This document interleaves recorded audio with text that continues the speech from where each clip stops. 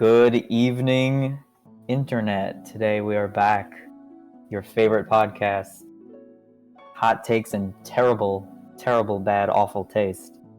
I'm joined here with my usual homies. Hello, We got what's Bane up? and Alkrin, and we have a very, very special guest who I'm honored. And there's a helicopter outside, so if you hear that, it's not sound effects. Very, very honored to welcome Clam, our recent addition to the team as editor. Thank you so much for being here, Clam. This is real exciting. Thank you for having me. I'm happy to be here and happy to be editing podcasts. I enjoy having 2 or 3 or 4 hours of footage to chew through and have fun with. Oh, you were going to chew through a lot, absolutely. And Alkrin has another person to pick on and bully, so Alkrin's gonna be happy. Yeah, I get harassed. What are you a little talking bit. about? We're all gonna bully I mean, him no, though. my boss is so sweet and so nice, best, and please still pay me. We'll work something out. I brought Clam on this podcast first as our first guest because I am too much of a bitch and I'm too scared for the Bane sympathizers to come rolling on in. True. And so that I'm outnumbered already out of the gate. Look, I need some advantage. I'm gonna turn I'll Clam be into It'll a be amazing main interesting to see how this sympathizer. plays out. I'll be the dissenting voice between all 3 of y'all. I'll be the devil's advocate. Yes, totally. That somehow always still works. We're actually probably the angel's advocate. Y'all will be talking crazy and I'll say something like, maybe no. Maybe Nintendo should be pricing the games more. Maybe No, you know what? Nintendo's cooking $1,000 per game, $12,000 per game. let Come on, them Harrier. experiment. Is it really so wrong? True. Obviously, all that extra money's going to the developers. Absolutely. Surely. That's how it works in the showbiz. So today we are talking, my friends, majority, if not exclusively, about video games because we have left a lot on the table to be discussed. We've had maybe some major announcements recently, and we've had some time to let them simmer with us.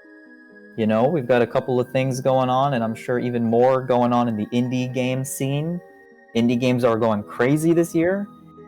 Even when AAA is not showing us anything.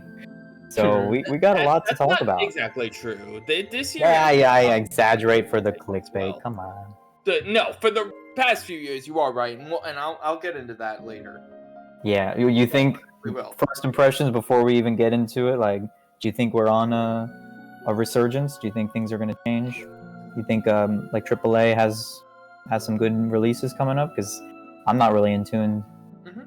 So by the end of this podcast, we will end this episode with me getting everything off my chest on why I do believe that 2025 is already on the upswing for video game releases and It better be. It's almost over. Christmas releases.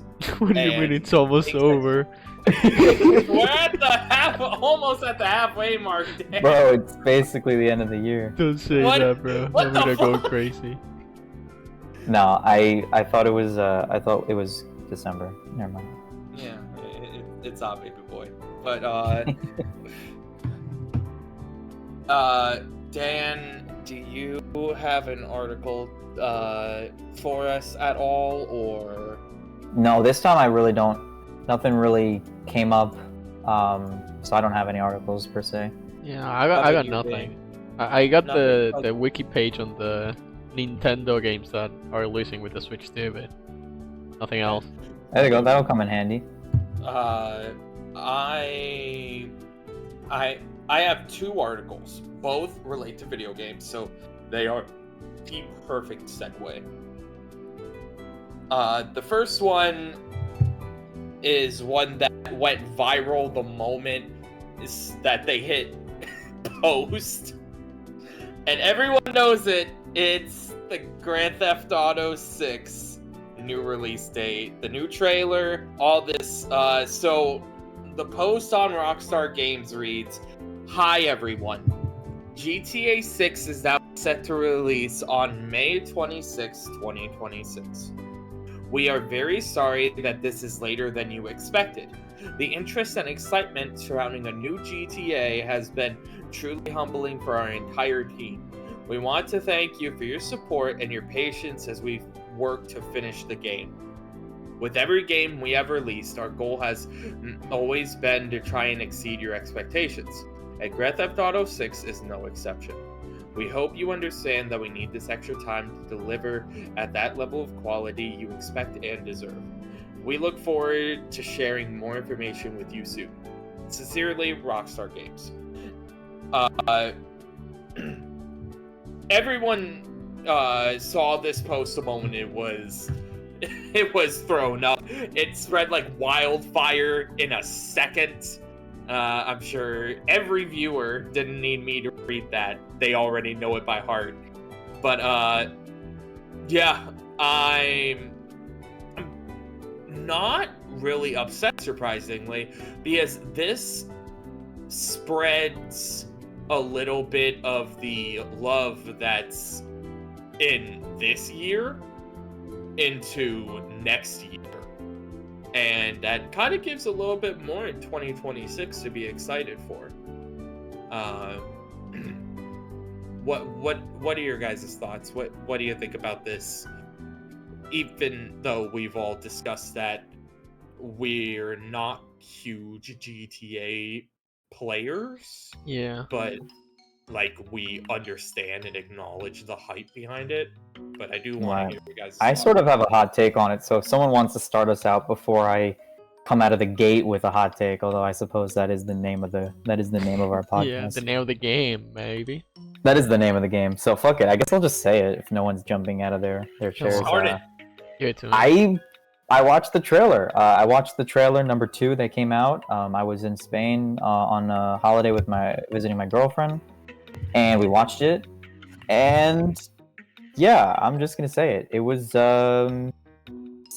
I mean, it was just a cinematic trailer. It doesn't really give me a sense of the scale of the game or anything like that. I know that might be enough for other people, and I know that a big part of the game is definitely like the role-playing multiplayer aspect, but for people that are interested, because I'm pretty certain there's going to be some sort of solo adventure, not adventure but story mode, as there typically are missions.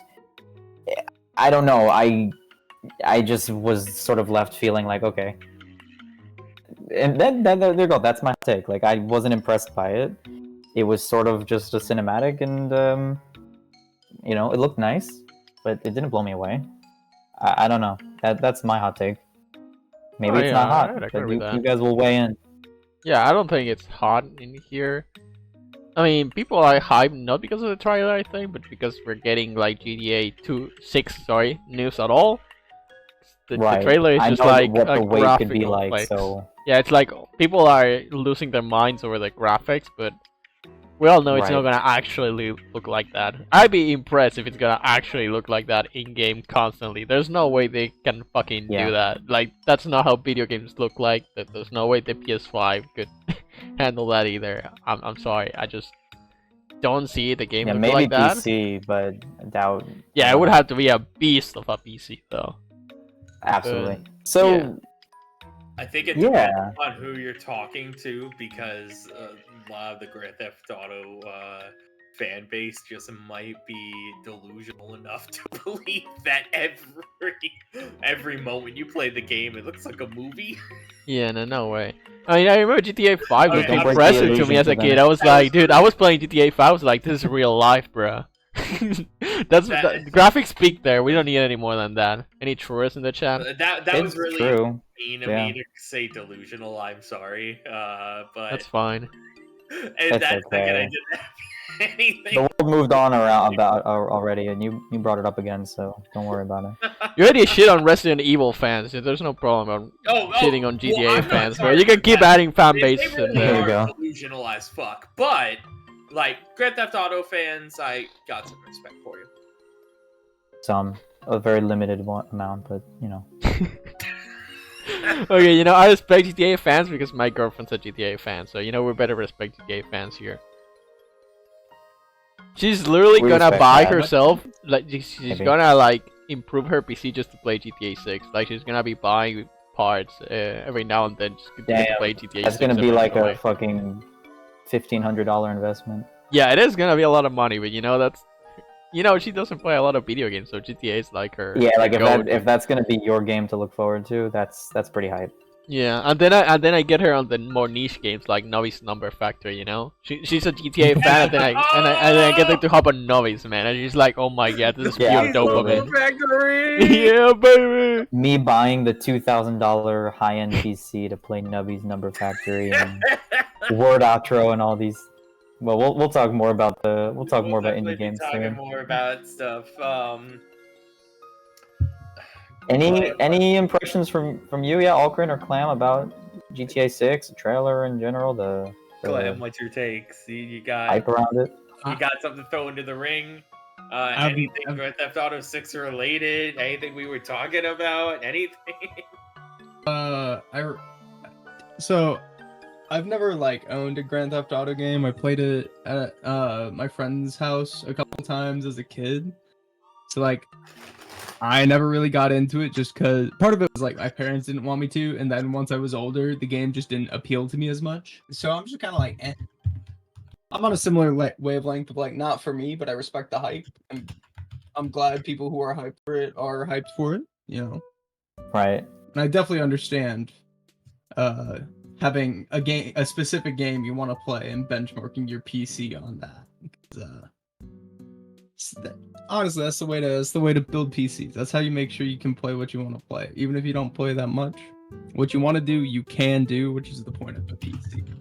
Oh yeah, I mean, I guess that graphics benchmark's good too, because that shit's probably gonna be the best looking game ever.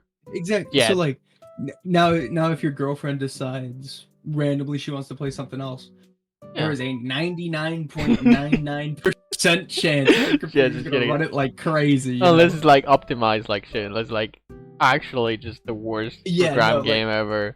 That's why I left the 0.01. Yeah. Just smidgen little chance, Yeah, she's looking forward to Cyberpunk Edge Runners 2. I bought her for her a little bit ago. Just like, I really want to play this, but I really want to get a better PC before that because I want to pop the graphics to the maximum. I was like, yeah, I respect that.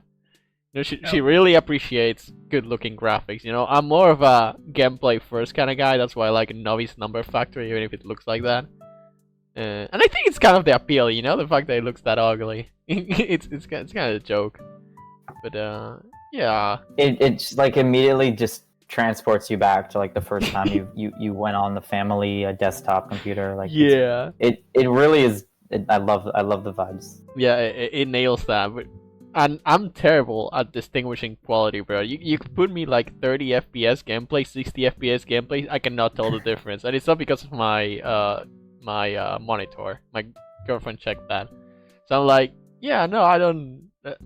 My eyes are just literally unable to detect higher quality. I watch all my YouTube videos on 720p too, because I really can't tell the difference between 1080 and 720, because that's how blind I am apparently. Yeah, there you go. I mean, that's Yeah. sort of a blessing in disguise. Yeah, it right? is, because I don't have to spend that much. It's like, oh, I really want to play You don't have to GTA worry 6. about shit. Yeah. If my FPS is above 20, I can play that game. If it's not like stuttering, I'm enjoying myself. I don't need any like high graphics. I can be looking at polygons and still enjoying the game. We should have probably never even advanced graphics past like the Nintendo 64 and Sure. PlayStation 1 era. So, Those look actually, beautiful. That actually kind of leads into I know before the podcast I said I didn't have an article, but then while we were talking I remembered I saw an article that I thought was interesting. I hadn't fully read it, but I mostly wanted to bring up a quote from an ex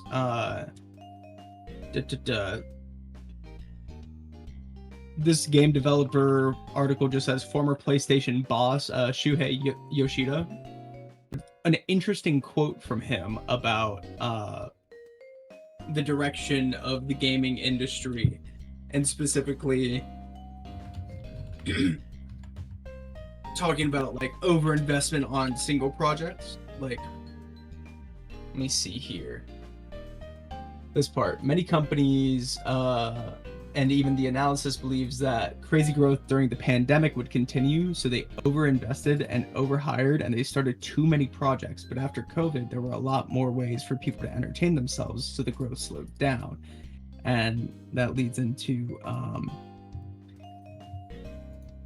him saying that that was particularly talking about the big boom of live service games during COVID, and then the crash of them kind of right after. Then he goes on to say each product is different, right? Some live service games are successful, like Helldivers 2, so you can't just take one product or model and say they're all wrong, especially with entertainment, since nobody can predict sales, and especially with new IPs. But this is the big quote from him I wanted to talk about. So what big companies should do is invest in a portfolio of titles, because if they invest in a smaller number of titles, it's a huge risk. Even when you invest in existing successful franchises, because people's tastes will change. And I think we're kind of seeing that at large with the gaming industry, even with like, as hyped as people are for GTA 6. That's GTA 6. When did the first GTA come out? Like, Oh, was wow. like fucking forever ago. If I had to guess, I'd say like 2012. I think But I could comparing be it wrong. with Final Fantasy would be good, because when did Grand Theft Yeah, Auto Final first Fantasy came Fantasy. out? I know Akron will feel me on this, at least for Wow. in terms of the energy of it, less in terms of the time. Yeah. Halo. Okay. Let the horse die. Quit beating it. Yeah. You know? Like and I think this is something at large in the entertainment industry. It's why we get like a billion garbage sequels and remakes and stuff for movies Yeah. and games. Yeah, they get and even regurgitated all I the see- time. Yeah, I see books getting like bad sequels 10 years later sometimes, and I'm like, what? Who are you? Make something else, anyways. But just Unless you're J.K. I think it's more like publishers Fuck trying to J.K. play Rowling. safe, though. yeah, no, I will say, okay, that is very fair. Of just there's the executive side of pushing what they only want to publish what they know will sell. Yeah. So they're only going to base things off of what they have seen sell in the past, which neuters innovation. Yeah, I think it's interesting because this is something that's been happening for a while. You know, Arthur Conan Doyle really wanted to stop writing Sherlock Holmes way before Yeah, it yeah. actually ended, and he kept being pushed into writing I more mean- Sherlock Holmes because it sold like hotcakes, and everybody wanted him to release new Sherlock Holmes. It's like, dude, I'm done with Sherlock Holmes. I want to do something else. And it was like, There's a no, reason we he- want more Sherlock Holmes. There's a reason he fucking killed Sherlock and was Yeah. like, I'm done. All Yeah. done. And the publishers were like, hey, Come we need some on. Holmes money. Come Like, on, buddy. maybe Bang two a few more. more out. You got it. Bring it back. You can do it. For Get on the two bullshit more with books. The story's over. There was now that you mentioned it, there was an RDC short that was literally this: is that someone like wrapped up making an anime, or I'm sorry, not an anime, a manga, and then he just pushed it to the publisher and is like, "This is it. This is my life's work," and then the publisher would be like, but how about you leave it on a cliffhanger. Alright, he says, I can't do that. The story's already done. He's like, yeah, squeeze like 2 more seasons out of this. You know, I feel like manga, yeah, I definitely can't the do publisher that. is sometimes like, yeah, dude, you gotta pump out like 100 more chapters of this shit, bro. You gotta, come on, man, you gotta stretch it out. And the guy's like, There's please, nothing- bro, I'm done. There's nothing to do. He says there's nothing to do. Glances at Jujutsu Give Kaisen. him a son. Give him a son. Why would he have a? What would the son Do a do? time Why would he skip, have a yeah. son? Why would he have a son? What's the point of having the son? Well, give the son someone new to fight. That makes no sense. Fucking Make it make Boruto. sense. It's a beautiful short.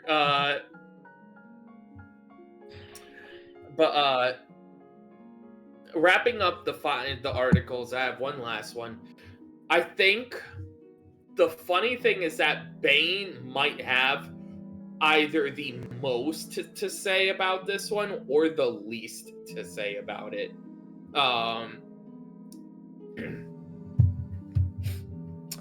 a little while ago, there was and I talked to Clem about this. We actually never got back to the topic because Clem and I talk a lot. We vibe, and then like the way our conversations go is that the train gets derailed and takes detour after detour after detour, and sometimes The train it has goes no back. goal. The But train it has is. no goal. It actually has no tracks. It's an Vibe. off-road It's the train. vibe. And It like, just barrels through the forest. and you know what? We're the two that are in the in the conductor's pit, just vibing to the music Hell yeah. through as it Hell yeah. demolishes the rainforest. So there was a article a while ago before this one came out, and it was talking to Ed Boon about what the intentions were with Mortal Kombat 1, and Ed Boon made a quote saying that it was made to support years of upcoming content initially, and that or something along those lines, and that raised some suspicions. And well, here is the official article from IGN from Warner Brothers. Mortal Kombat 1 won't be getting any more DLC characters or story characters, as NetherRealm needs to shift focus to the next project. It has been confirmed, as MK1 fans feared for like the past week, after the recent launch of the definitive edition of Mortal Kombat 1, no new DLC characters or story chapters will be released for the game. It has sold 5 million copies, with the franchise now up to 100 million. Mortal Kombat 11 became the best-selling game of the franchise, passing MKX's nearly 11 million units sold worldwide soon after launch. By 2022, Mortal Kombat 11 had sold more than 15 million copies worldwide. Clearly, MK1 has underperformed compared to previous games in the series. In a tweet on the official Mortal Kombat social media account, Warner Brothers acknowledged a disappointment the news will cause players, but our team at NetherRealm needs to shift focus to the next project in order to make it as great as we possibly can. They talk about the rest of it talks about like just speculation. Now, I've said countless times over and over and over again that although I do not play fighting games whatsoever, I don't enjoy that competitive mindset because I'm unable to have a healthy one. Guess you suck, bruh. Yeah, totally. Also, fucked up. the mechanics just normally aren't for me. They're just not my kind of games. However, for some ungodly reason, there are a shitload of fighting game series that have amazing storylines that I have. Bruh's not about to say Mortal Kombat is between them, bruh. Shut the fuck up. Bruh's not about to say that. Mortal Kombat does have an amazing storyline. So does Street Fighter before 5. That was a really good Street Fighter impression. 4 and previously had an amazing storyline as well. 5 definitely ruined it, and 6 a lot. Every fighting game player I talk to about expressing my disappointment with Mortal Kombat, with Street Fighter 6's storyline, they all tell me the same thing. Oh, you would know more about it than me. As soon as I bought the game, I went straight to online ladder. Yeah, I was gonna say, if you were like, oh yeah, my friend said that he didn't like it either, I was like, who the fuck's playing the story mode, bro? That makes sense then. The only people who care about Street Fighter 6's storyline are people that don't even play the Street Fighter games Yeah. or any fighting game for fighting game reasons. They're probably the people that never left the couch like the couch versus mindset. Like, you know, and there's nothing wrong with that. But no, that was a massive letdown. Holy fuck! Despite having some very interesting new characters, it was a massive letdown. But Street Fighter 4 and everything before Street Fighter 4 was an amazing storyline. I also think that I love the Injustice series, despite the fact that that's kind of cheating, because that's not originally a fighting game story. It's the comic book adaptation. It's like No. The story originated in the games. Then the comics did the story 1,000 times. Actually, didn't know that. The comics came after the game. Yeah, let me fact check this right now. But I'm Please pretty do. sure Mods, the check that. game. Yeah. Yo, editor, can we get The a editor's right here. fact check on that one? Fact check it. Hey, don't put it up on Fact check. screen, editor, please. Give me like a few days. That's I fine. don't know. I'll keep ranting. Okay, you keep looking. I'll keep ranting. Okay. That's kind of cheating because I like the way that I feel that unless I'm about to be proven wrong, like despite how much I adored the Mortal Kombat, I keep saying Mortal Kombat, bro. the Injustice storyline. Dude, real quick. Injustice the video game, April 16th, 2013. Injustice the comic, January 15th. Oh wait, I misread that. Okay. January That 15th? can't be right. They must have been working together in tandem just on the you can't make a game in between January and April, right? Yeah. And even with comic production, I mean the comics came out a few months before. So I think what I might be remembering is the game guy came up with the story and worked with DC. Might be it. I'll look into this more probably later. What's up. But they are keep digging, very and if you come up with anything, then you come up with anything.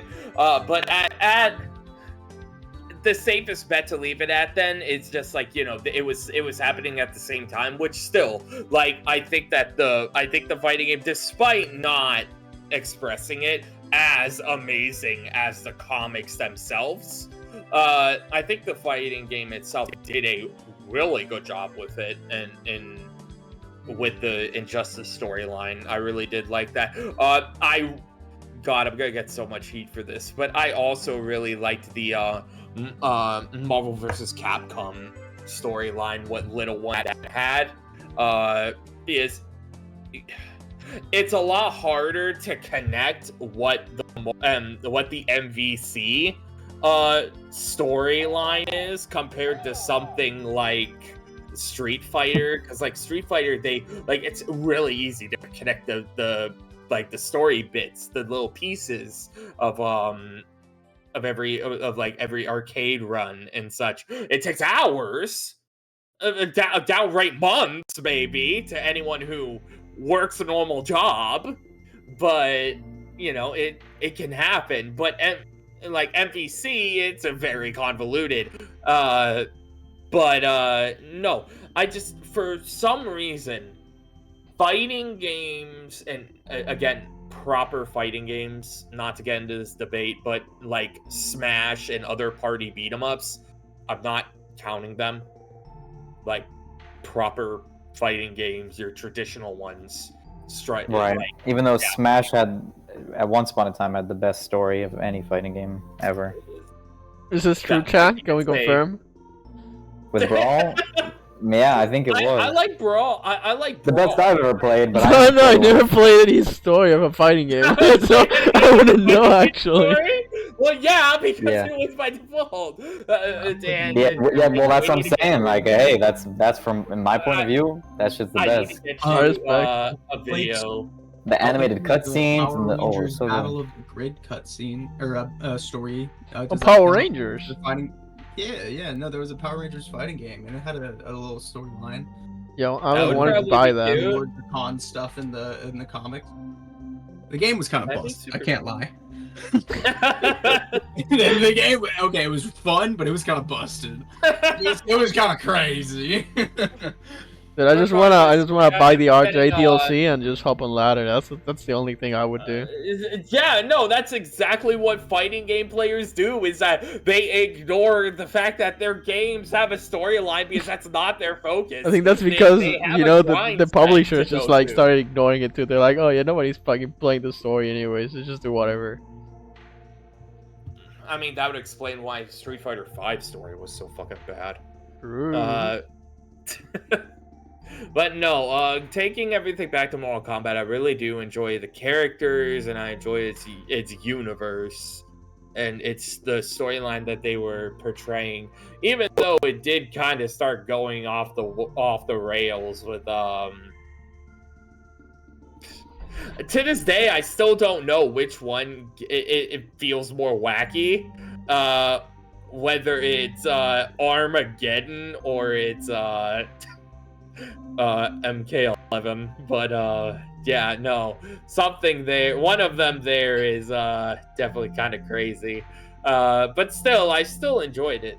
Like, I would still rather sit through that franchise's story than a good half of the stories that we get nowadays. Because it's actually pretty fucking cool, and I vibe with it. But yeah, it's a bummer to know that MK1 did that bad. But Okay, I gotta say, Mhm.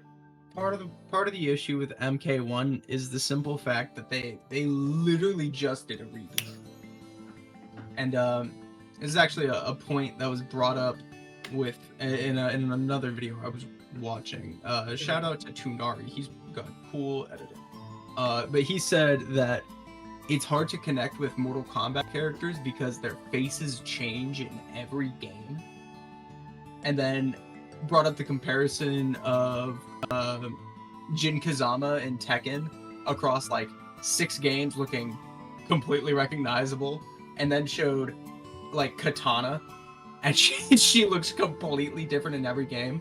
So Yeah. between reboots and characters never looking the same, even within the same universe, barring reboots, I think that's just led to people not connecting as much with Mortal Kombat in the modern day. You see, Tekken is a Japanese game. Mortal Kombat's American game. Armageddon. That's why Japanese game better. Come from Japan. Look at Bane out here being racist. It's not wrong. Oh my, okay, I get But I'm joking. Racist is when admiring culture. Oh, shut up, Dan. Thing good? That's racist now. Think good is racist. Anyway. But no, Clam does have a point. NetherRealm needs to take a page out of Capcom's book for Street Fighter with all the redesigns, because if you compare redesigns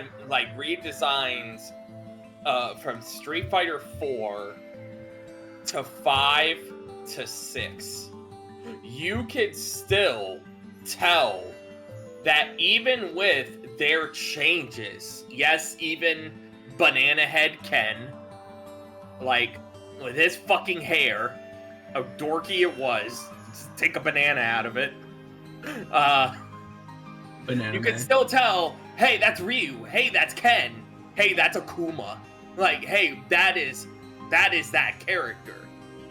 Like, you could tell who character that is, but let's bring back up Katana.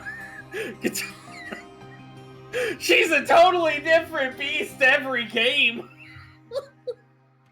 Dude, Reptile turning into a dude, like just a person instead of being a reptile guy. Your thing? Craziest redesign. Okay, but I think with Mortal There's Kombat actually- though, with the character designs, is that they started off really weak though. Like the first They Mortal do, Kombat absolutely. games, they're like ninja of this color, this ninja Yeah, a different yeah. color, and then we got Yeah, this ninja who's the different color. yeah, I would argue in their defense, Mhm. the style of animating they were using kind of had its constrictions. They weren't Yeah. doing I think- themselves any favors at that moment. Yeah, I think I'll the give 'em biggest that. thing in the jumps to 3D, they had the opportunity to solidify some designs and roll with it, and they just didn't. They just did not. A lot Yeah. of them are still like ninja but blue. This one's purple. Yeah, literally. It took it till like MK9 to get differentiated like ninja suit designs, I think. Yeah. And that's And crazy. Even then, you would. Like You would Scorpion and still Sub-Zero are still tell- pretty recognizable. You know, actually like, oh yeah, that's Scorpion. Like that. Those are like recognizable designs because they're part of like huge gaming culture. You can. Scorpion is also recognizable tell- for his chain whip. I'm Yeah. sorry.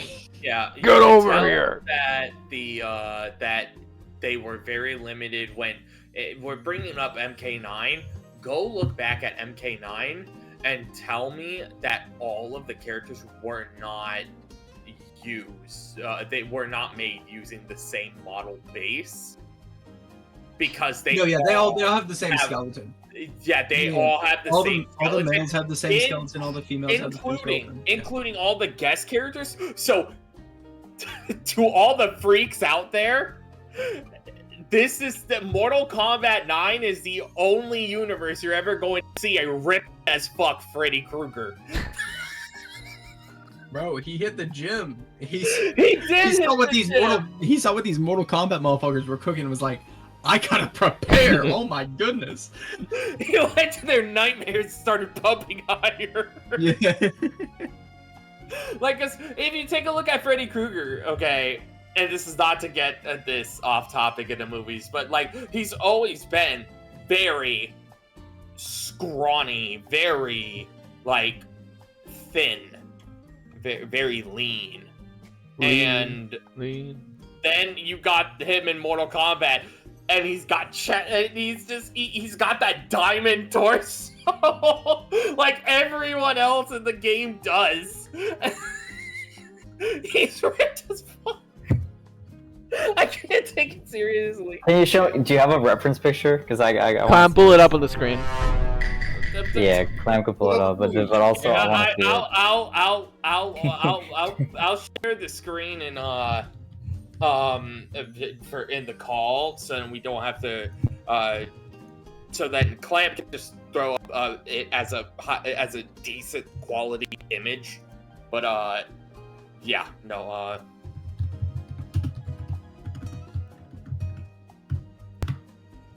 Perfect. Dude, I remember being a kid. New Mortal Kombat came out. Okay, Mortal Kombat X, all fatalities. YouTube, fucking get some popcorn. Exactly.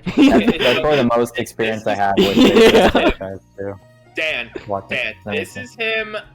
And Yeah. Okay, I know how he looks. Let me see this. Let me see this shit. He don't look that. He don't look that Oh muscular. my god. He's got more muscle in this Wow. game. Holy shit. Okay, no, That's yeah, crazy. It's, Look it's at a little this chest. Yeah, that's Bro, I gotta fill out this sweater. It's a little that's hilarious. Good for him. Vulcan He looks, season, folks. he looks It's Vulcan great. season. I didn't know he was fucking chill like that. He hit the gym. He's That's the starting funniest to observation. fucking That's so laugh. funny though. That's so funny. Jesus Christ. That's fucking hilarious. Okay. Hit the damn gym, bro. So we're gonna segue finally, without bringing up the biggest event that happened, because that's our little special we're gonna get to. Mhm. Oh, yeah. I got a page open with all the games that got released. Dan, what have you been playing for video games for the past like 2 or 3 months? Like, Yeah, we haven't Yeah. got into the section for yes, a we while. haven't yeah, no, we have. Yeah. And Yeah, that's it's been- what it's we're been going a to make bit. up with today. Yeah, I mean, so few things. I mean, consistently, I've been playing Pokemon Pocket still. Been grinding out ranked on that. Having a good time playing some Pokemon TCG on my phone. And in addition, probably my favorite game, I swear, of the last few years has been Blood Typers.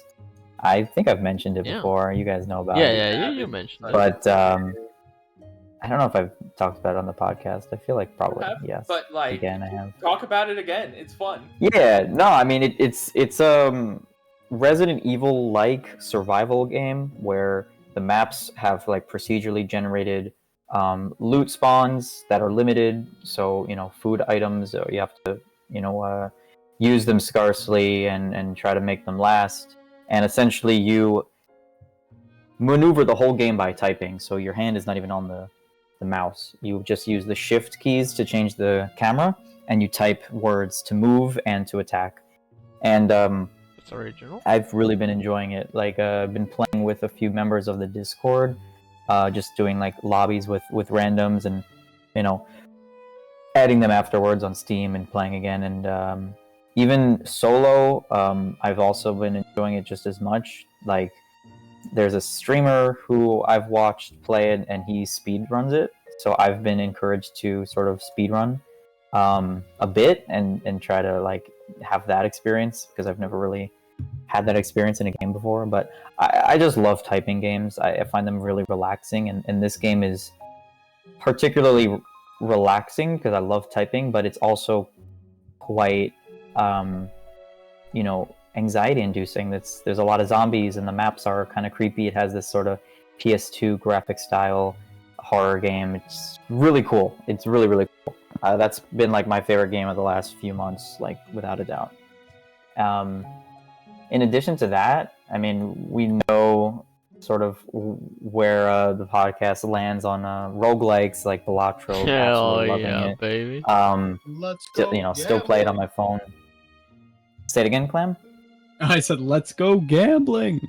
Oh yeah, absolutely. And it's a perfect way to introduce the next game I wanted to mention. So thank you for that.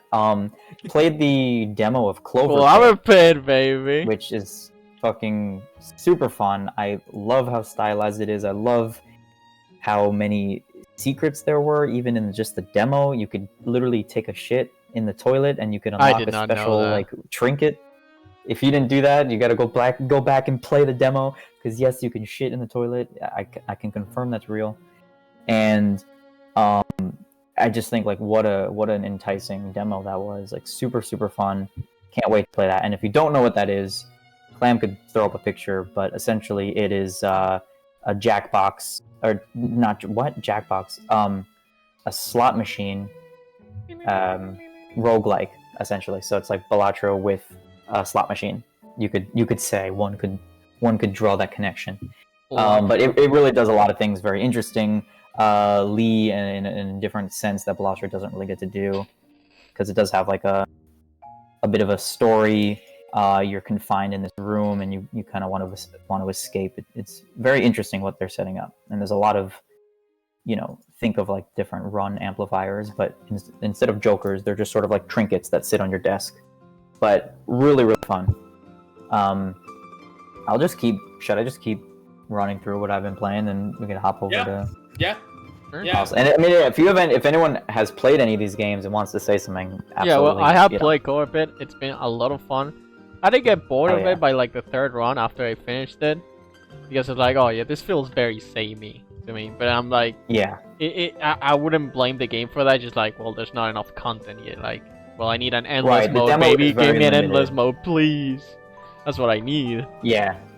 It would be cool if there was an endless mode in the demo, but they probably gonna- gotta keep us coming back for more somehow. Yeah, excited for when the full game releases. I gotta say the mechanics were Same. built really polished. I like the item management that you gotta do. I like the button pressing, like some items that don't occupy space, but like enhance yeah. your little button, and how it doesn't really tell you much. You just gotta like look at the posters for information if you want to, and well, the item descriptions and stuff, and you gotta like figure out atmosphere- stuff for yourself. Yeah, it's very asphyxiating. atmosphere Like and, you're the... claustrophobic as fuck. In this little Yeah, fucking but room. yeah, they do a good job of not holding your hand, like you said. Like it's all in the details. You can see what the scores are for the different shapes and patterns you can make, and all of these things. Really interesting. It's really fun to make builds and stuff. Of course, I feel like there are missing more items, more trinkets. I need a bit of more of that. I feel like I kept Right. seeing the same faces constantly, the same little trinkets all the Right. time. I but- think in the full game there's yeah, but it's a demo. You I know, don't know if all it's my gonna be like 200 or criticisms 300, but- go to like, well, it's a demo. You know, of course the things are gonna be missing, but it was very promising. You know, it was looking like the next best roguelike for me, the next Balatro, my Yeah. next Balatro. Actually, I should say my Yeah, next it's Novice because gonna- at this I'm gonna point I sink a play lot of time Novice into it. more. Yeah, I play more Novice. I haven't played Nubby yet, but I've gotten my fix from Northern Lion. I Yes. should probably play it. No, it is very fun, and Novice keeps getting updated with new items and stuff. So you should check Oh, it out. that's Mhm. fantastic. To I know. touch back up on Yeah. games that you brought up, mostly because I don't want to forget about it. We brought it up a few podcasts ago? What have we heard anything about Mindwave? No, not Like, yet. I no. think. Or Not have yet. the devs been silent in that work? I know that they were working on like giving out the Kickstarter rewards and all of that, like getting people their like addresses and stuff confirmed. I think basically they said they weren't really going to be sharing much until, you know, they have some in a show. Basically, I mean, they're just working on the different micro games for the different characters and the levels. Checking the updates on their Kickstarter. Looks like the last update was from February. So unless their Twitter has posted something, like, I think they are just sort of putting their head down. And I mean, as much as I'd like to see some sort of update, as I'm speaking, I'm just gonna check their Twitter page. But like, I trust the team here, and maybe you know, Yeah. that's like, you know, you shouldn't always trust them so blindly, but because like they just crushed their Kickstarter, they obviously They did. have a product they want to deliver on. So as much as I'd like to hear more, it looks like there isn't really anything else, but I take that as like a very good thing. They've been like retweeting a lot of fan art, and I think they had a fan art competition, right, or some contest. Yeah, they had a fan art contest back in April, so they definitely are still doing a good job, I think, of like curating hype for it. Maybe they'll post some more, like, you know, teasers, but I think they had mentioned early on that like they don't want to show off too many of the micro games. They kind of Yeah, it want would to be keep cool a lot of it just under right. wraps, which is great. Even if you see the game but you don't play it yourself, it's like that could get the big part of these sort of games, like when you're playing WarioWare, is like the initial gut reaction of like, oh my god, what do I do? This is a brand new micro game. And with how very like much variety there is in the music and the you know, the visuals of every single game, I actually would prefer that like I see as little as possible. So I'm excited for that reason, that there's not enough news. But you know what I mean, it's a bittersweet Yeah. moment. Of course I want to see more, but I think patience here is going to be great. I think it's I'd normal to be love to- I'd paranoid love to with see more, all the Kickstarter scams that have been going on. I think it's normal to be paranoid, but it does seem like they want to release a full game, and you know that they are going to be working on it. Right. If you know, in this case, I'm gonna just take it that like no news is good news, and we will see something when there's you know, something to see, Yeah. and that is good enough for me for right now. But I do very much want to play the game more. I've been playing WarioWare on my absolutely. DS and just been. I want to get that fix. I love that high adrenaline, fast-paced gameplay. Can't beat that. So I'll just go through a couple other things that I've been playing. Another one I know Alcrin knows about. I mentioned it to Bane as well, but the another roguelike deck builder Ayo. demo that recently came out on Steam. Highly recommend you check it out. Shroom and Gloom. It is being published by Devolver Digital, and it's created Oh, I know those by guys. or developed by Team Laserbeam. That's with a Z. So this game is really fucking cool. I've played a little bit of the demo. Very hard. I think I've only gotten to like the floor 15 or room 15, however you call it. But essentially, you are going through this underground maze, labyrinth, I suppose, and you are building two different decks. One deck is when you are out of combat, and those cards are green. So those have a lot of like dig in the ground for item cards, or set up a camp and heal, or buff your cards, sort of getting Slay the Spire vibe. And then the other deck that you're building simultaneously is purple. Those are going to be your combat cards. And the combat I found is pretty simple. It's not too hard to understand, but there's a lot of layers that you unlock, and Like onions. yes, absolutely, like onions. Thanks, Alcrin. Thank you. No, I think that's really gonna help sell the visual here. Don't let him, you know what the fuck to put right there. Donkey. If we don't see about 5 Shreks. I don't know why. That's money I for thought like we're an immediately of emoji era back again. Just put like a Trek edit here. Trek has swag on screen.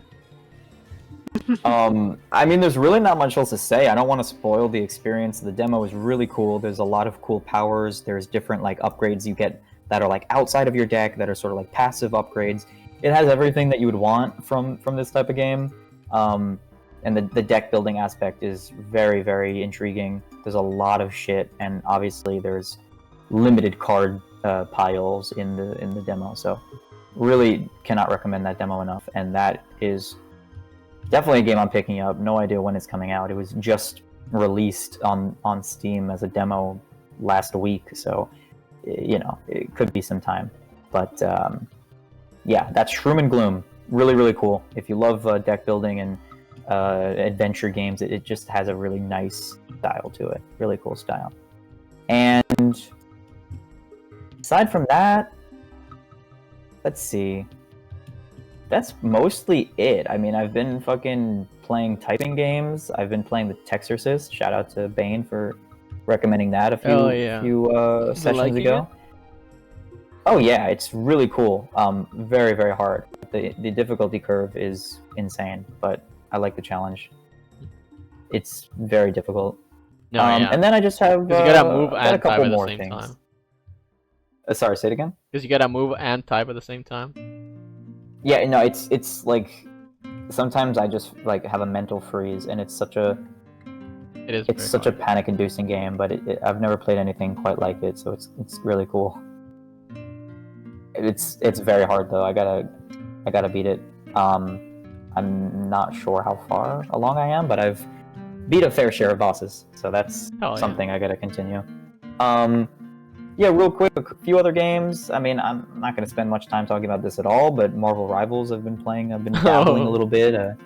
I don't think there's anything that needs to be said about that game on this podcast, but you're welcome to if you have anything to say. I'll just say I've been playing Mantis as support, and when I'm playing DPS, I go Namor, because Namor, he's really cool, and I like the aquatic characters, and I got a skin for free from Twitch for him, so he's pretty cool. But moving on from that game, I think everything that has to be said about it has been said at this point. But just real quick, for me, like I think it's doing all of the things that Overwatch used to do great in the current day, where Overwatch is lacking, I would say. Moving on from that, just a couple of other ones. Web fishing. I find myself just chilling in there all the time. I need to pick that It's just cute, man. It's just a fun game. I need to pick that up, and I need to see. Bane, do you have web fishing? No, I don't. Okay, Clem. I've been waiting for it to go on play sale. that. Like I've been constantly waiting for that. Don't worry. Okay, it's worth Papa it. Grin here can Daddy, will all be friend. gifting everyone Yeah, I've been playing so giving much of that everyone- game. it just because like Dan brought up a really nice point. As cool as it Yes. is to make or to find random Google images to use for our backgrounds, I think the cutest thing we could do for a few episodes is just go like 3 or so episodes where we're all just like playing, like we take a few screenshots and use like a few of them from like web fishing sessions. I was we could do that, or we could just have like idle footage Yeah. of us just like sitting there. Yeah, I could just Yeah. record the screen and show us fucking around. Yeah. I think that'd be really cute, and like I mentioned that I like messed around with mods because it's really easy. It uses Thunderstore, so there's a few mods that I really like. But like first of all, new fish I love. So anything that adds new fish, I'm a fan of. There was one that added water type Pokemon, which is just cute. It's a little Can you catch silly. a Mudkip? Yes, you can. I've caught a whole bunch of things. Clam? Hell Like, yeah. Clam, we're getting it. yeah, you can catch a whole bunch of things. And Mudkip! my favorite recently was the someone made a Me Maker mod. I think I mentioned that to you guys, and I showed you in the chat. But you can create your own me, and you can play as a me if you don't want to play as an animal. Both are cute, but I really like what the modding community is doing for this game. It's like such a silly little game, but I find it to be just very, very delightful. Very delightful. And then lastly, I'll just shout out Supervive. It's made by a lot of previous writers. It is a battle royale MOBA. Really fucking cool. Has such satisfying movement. Every character has a dash. Every character has like a nuke or a spike, and it's really cool. I think if you've played League and you move over to Supervive, you will get it down in a few games. It'll click, and it's super fun. I mean, I've been playing League. Well, I don't play now anymore, but I've played League for like 10 Fuck years. League of Legends. Yes, fuck League of Legends. Even though Bane, I'm pretty sure you still play. You stopped playing? I League of stopped playing. Legends? I think I'm a year free already. I think I'm already A year? free. Is it really how fast the time goes? I think it's been that much, bro. If that's true, that's crazy. But Yeah, bro. I'm proud of you. Hell yeah. But if you ever have the itch and you want to play League, just play Supervive. It's actually really fucking sick. It's a And it's super free. vibe. Yeah, I can't recommend it enough. Supervive, ayo. You get it? Those are pretty much the games I've been playing, man. Also, I guess shout out to Cassette Beasts. I haven't played a lot of it, but a friend bought it for me, and we were playing co-op. And yeah, it's cool. I like the aspect of like you have 2 health bars in the battles. So like you have your Pokemon's Beast's health bar, but then like the trainer also has the health bar. So like if the Pokemon or the Beast goes down, you could still have a chance to like revive it. And if they hurt the main player, then that could be a game over. So it's interesting. I haven't played enough of it. I played through like technically the first gym leader, if you would consider that the alternative to a gym leader. But yeah, it's like a monster capturing game.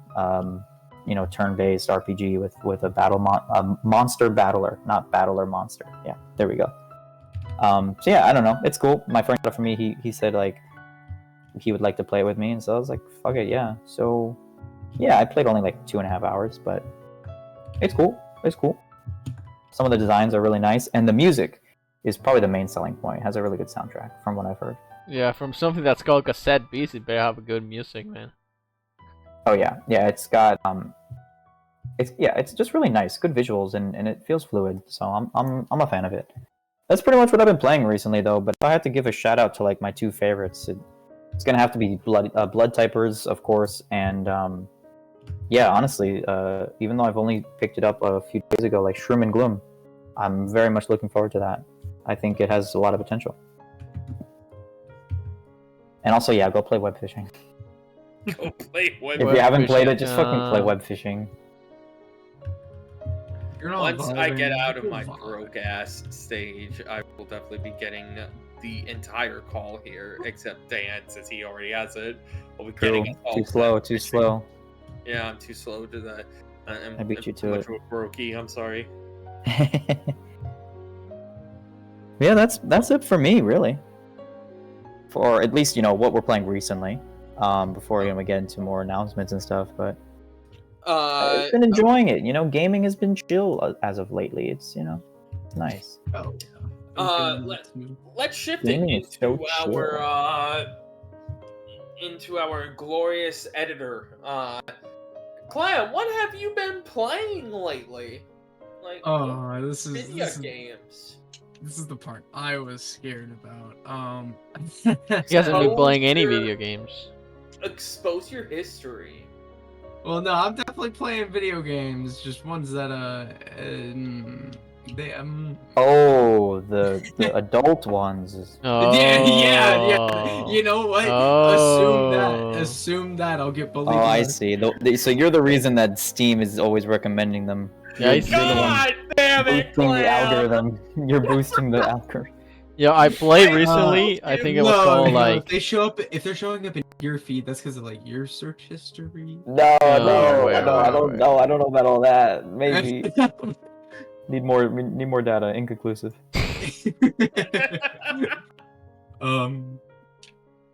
Well, Bane, you were saying something real quick though. No, yeah, I 100% at Feed Paradise recently. I got all achievements.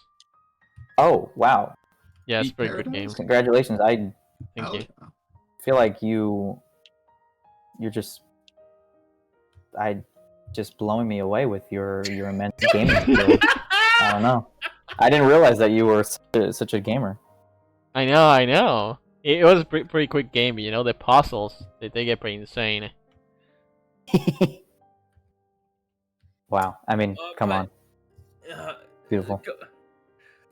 Clam, what have you been playing? What have you been playing without Ah. feet in the title? Yeah, so I'll get the big one out of the way. I was playing it right before with the podcast. I've been getting back into the swing thing, like an old habit, you know.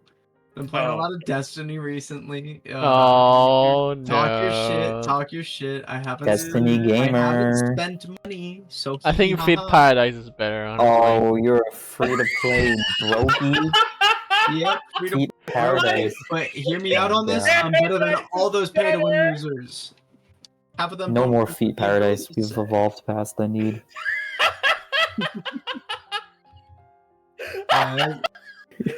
Wait, I gotta do my daily chess puzzle real quick. You guys keep Hey, talking. yo. Naturally. God. Okay. Put a 10 So, bullet toes. what the fuck is this podcasting? This is a good podcast. This is beautiful. Oh, Jesus Christ on a cross, man. Yeah, I've been on my sci-fi looter shooter grind, and that's why I'm gonna make Akron play Borderlands with me soon as well. Oh, absolutely, Oh, we nice. are. And I know Akron's it's a huge funny Borderlands you fan. bring up Destiny because the garbage devs over at Bungie are not escaping my wrath. They will be brought up later. Don't you worry about it. I can bring it up right now. I You learned that they were can. getting sued but- for content they moonlit, and they can't prove that they didn't steal the content because they moonlit it, and now can't make it function in the current game, so they'd have to edit it, so the court's not accepting it as evidence. It's really funny, I can't lie. Like, fuck you guys for taking my content. That was my pre-order content, you fuckers. Give it back. Unbelievable. Just storm that HQ. But I that, second yeah, Bungie doing some shady garbage, that makes sense. Oh, they also stole art for, what was that game called again? We'll get to it. Yeah, I plan on bringing it up Okay, later. okay, cool. I plan on bringing it up later. Don't you worry, your pretty little Yeah. face. Well, anyways, I like the artists behind Destiny. I think the artists are cooking. I think the musicians are cooking. I they're personally, not stealing, of course. well, yeah, Oh, I can confirm. I was personally taught trombone by a guy who worked on the Destiny soundtrack, and that man was Yo. damn good. Not clickbawait? No, literally, he was. Put it in the awesome. title He was editor. sick. That's cool. That's Wait, yeah. proud. Now we got our reason for everyone to click. That's sick. So Uh, you're gonna bring the musician on the episode, right? Like you have them waiting. He's gonna show Uh, up All right right. now. No. Okay. I can't haze you that badly. I can't haze you that bad. Come on. I can't put you- It's your first episode. I got you. me It's okay. me It's okay. emailing a random professor who taught me a few classes in high school. Hey, Dude. so I know I you need like to spread it certainly don't remember misinformation. me, I have like- the biggest opportunity of your career. I have to Yeah, join so you. much bigger than Destiny. You want to get some views on YouTube? Yeah, Like baby. 3? Yeah, yeah, for sure. Hey. First video I uploaded, what was that? 78 views. I was chefing.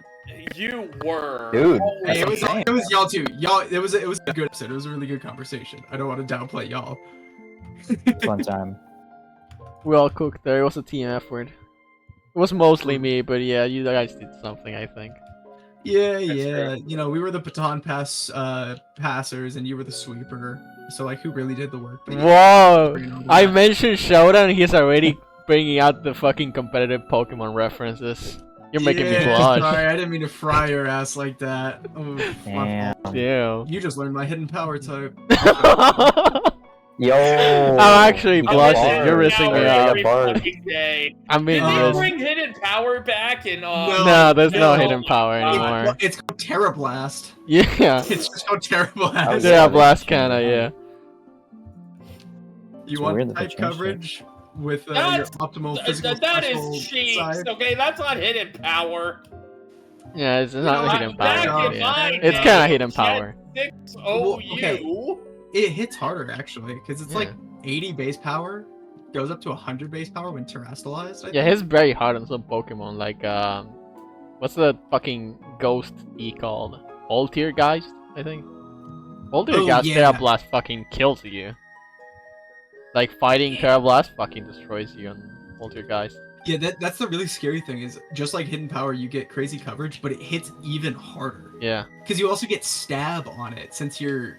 Yeah, you're... It has to match your Terra type, Yeah, so yeah. it's hitting way harder than natural coverage move. So It's got its benefits. It's got its upsides. you know what? That's the perfect segue into me exposing you. Go ahead and say what I'm trying to get you hooked on.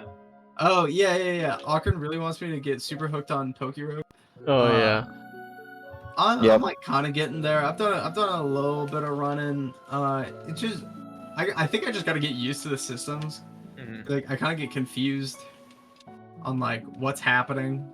It's just like I'm fighting things. Now I'm not fighting things. Now I'm fighting things again. Now I'm not fighting. I don't know. I click at an item. I click at a move. It's I super click effective. and I click at the item. I click at that item. I have a It's definitely a really cool game. I should probably try No, it. it's play it fun. If more. it's you like but I Pokemon, haven't. you like roguelikes, you're gonna love Pokerog. Literally, that's what I'm the thinking. complete opposite of that. I usually don't like roguelikes, but Pokerogue is getting me hooked onto it. And like we also have Balatro was based as hell. We already agreed on that. And Inscription, that's a roguelike too, isn't it? Yeah, that's a roguelike. Yeah. Yeah. So Yeah, that's there you pretty go. cool. I do like some roguelikes. As long as they revolve, I guess, around either Pokemon or cards. But Or horror. yeah, no. Maybe like the horror of Inscription. Yeah, the Inscription was so fucking cool. Yeah. It really was. Fuck, what else was I going to bring up? So, anything else, Clam? Anything else? I haven't been playing it as much recently, but I do want to mention Monster Hunter Wilds because I love it. I'm just I was banned from playing it by God, who keeps making my game explode, and it makes me sad. Oh, But no. maybe just maybe, someday I'll be able to launch Monster Hunter Wilds and go fight Arch-Tempered Raidou without my computer saying, "No, you're good." I'm praying that day comes soon. Actually, I don't even want to say my computer. I'm blaming Capcom on this one. Oh, Yeah. that's just poorly optimized. Fuck Capcom. Oh, then. yeah. Okay, this game is Okay. notoriously poorly optimized. Damn. Okay. I didn't know. It's been a problem since launch. I lucked out on the front end of launch, and didn't have too many crashes. And then post-title update 1, specifically right after the Arch-Tempered Raidou update, I started crashing like crazy. Damn. Funny enough, that's like my entire story with that's my entire story with my beloved Starfield, is that the moment they released the first DLC. Now the game is like unplayable for me, and it breaks my heart because we all know I'm a Bethesda fanboy. We But, know. like, I genuinely loved playing Starfield, and the game itself is pretty entertaining, despite what people will tell you. I at least thought it was really fun, but then just like it's one of those things. It's how Clam is feeling with Monster Hunter right now. It's like it's such a fun game. Why won't you let me play you? Oh, like let me play. God damn it! How long has it been like little... inaccessible for? Which one in this case, Starfield or well, Monster Hunter? Monster Hunter. I don't know much about Starfield. For me at least, a title. It was the Arch-Tempered Raydao portion of Title Update 1, which was sometime last month, maybe the month before. I don't super remember. I'm bad with time. I'll throw it up on screen. That date right there. Thank you. Editor, help out me out. It has definitely been at least a month of I launched Monster Hunter. I'm like, aha, I killed a monster. Hey, who turned out the lights? What the hell?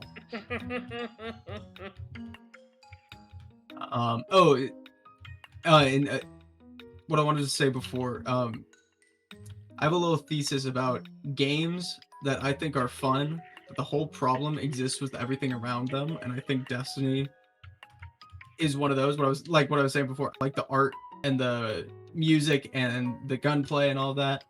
Of course, Bungie is running the game horribly. Like, I don't agree with DLC after DLC after DLC combined with moonlighting content and putting what were previously free to access matchmaking modes behind paywalls. You had to have certain DLCs to access, like all that shit. Super dumb. But the through line with that is all of those are things that say I can't shoot my gun at the alien. What the hell? That's the through line, right? And it's like I think that's a big thing in modern gaming as well, of just like live service stuff saying, oh well, we didn't make money, so now the game doesn't exist. It's like, well, I bought it. What if I'm a loser who wanted to play that by myself for the next 20 years, huh? Asshole, let me do it. Oh, talking about that, it's Tribe a 9. that- This just happened to Tribe 9. It's a gacha game, but it was a game by Kodaka, and a lot of people liked the story. Kodaka's the Danganronpa guy. Did they pull the plug on that? Yeah, it's going end of service really soon. Really? Yeah, Tribe 9 is going on. And people are like, please, please make it continue it in some way because I'm blowing the story. I didn't play it because it was a gacha, so I was like, yeah, I'll pass on this one. But I trust people saying that the story was good because it was written by Kodaka, by Goat. More on that guy later when we get to my section. But very, very yeah. soon. But yeah, but the thing is that if a story gets released for it, like a separate game covering the story, I'd be super down for that because I'm interested in what the story was, even if I never played the game, and I'm hoping that the fans can see the end of the story at some point. Even if it's a really poorly, again, we're not talking about movies today, but No. I can only compare. The ending of the most recent Halloween trilogy, Halloween Ends. Like, you had Halloween, Halloween Kills, Halloween Ends. Halloween Ends, everybody agrees that it was a mistake. And everybody told me, don't see it. But the thing is that if I don't see the ending, no matter how bad it is, it will keep me up at night. Way more than any boogeyman could. It will keep me up for the rest of my life, wondering what the fuck happened in the final Halloween movie of this trilogy. I saw it. Yes, it was ass. Yeah, it must have been real I ass then. only slightly regret it. However, Slightly is crazy. I am very thankful that I did see it because now I can go to bed at night knowing that I am not questioning anymore how fucking bad was Halloween Ends. Yippee. And when Bane eventually gets around to the Halloween franchise for their movie binging, Bane will also probably go through this this cycle. Probably. I Or mean, yeah. I'm watching every movie, even if it's bad. You know, that's the whole point of watching the whole thing. I enjoy watching the whole thing. I want to see the good ones and the bad ones, and the ones that people say are bad but are actually really good, like Alien, fucking Covenant, was it? I forgot now. The I mean, I thought Prometheus was pretty bad, but like Prometheus I- was really good. I don't think it was great, but I mean, like, look, if we're on the topic of Prometheus versus Halloween Ends, I think I'd rather watch Prometheus because at least Prometheus was watchable. Prometheus was good. I don't think I'd say good, but Yeah, because you're wrong. tolerable. Tolerable fits. So Clam, anything else? Anything else you've been playing, huh? What's your favorite legal game to play? Because you have the copy of. You play it all the time. Very Skate 2 and Skate 3. Big Yeah. fan.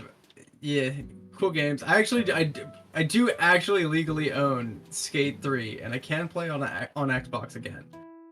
Yeah. But now I'm Whatever happened to the new one, I mean, Algren? Is it still coming out?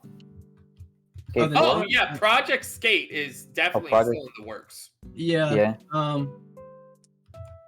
cool. My main worries with that is it doesn't look like they're designing like a nice map to skate around in. They're trying to rely on like Roblox style user generated content to make cool skate maps. Because that was a feature in Skate 3 and it was cool and all, but like I like having the main world to actually skate around in, so I'm a little disappointed about that.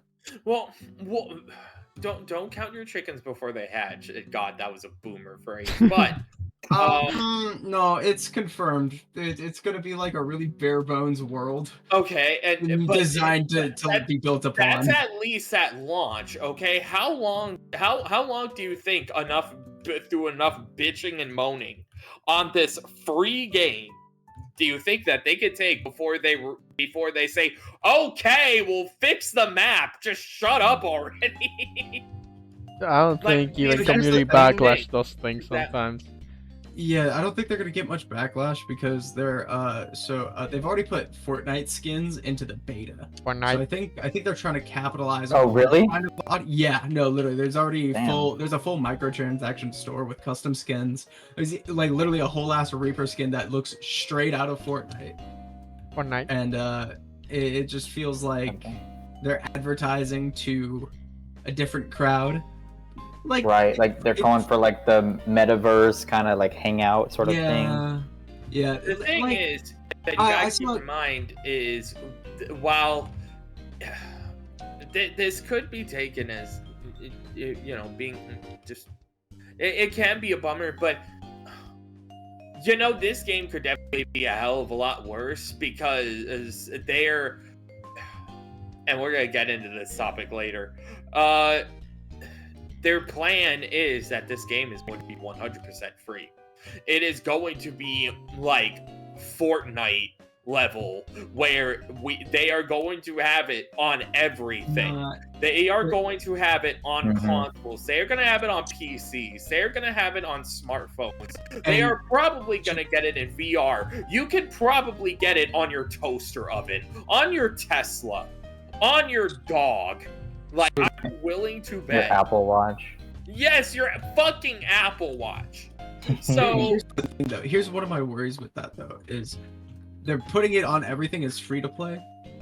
There's alongside the Fortnite skins, they've already also shown that there's going to be like extra benches and rails and things you can build with in the world locked behind the pay store. So I Oh, worry gosh. how much content That's will not actually like. I'm not saying like obviously I'm still gonna download the game and give it a spin whenever it comes out. It's free to Yeah. play. I can't be too mad if I don't like it because I'll just not play it again and go back to Oh, playing yeah. an older skate game and be fine. Yeah. It took 5 minutes, but more so I would just be sad because I think there's a lot of cool parts of what they're doing with Project Skate. Moving to the dual stick system is really interesting because it lets you get some really insane control with your tricks. Some other prominent skateboarding simulators have been doing that. I don't remember the name of it, but there was one I saw in particular that had some real clean animations. That shit was nice. I'll see if I can find it later and throw it up.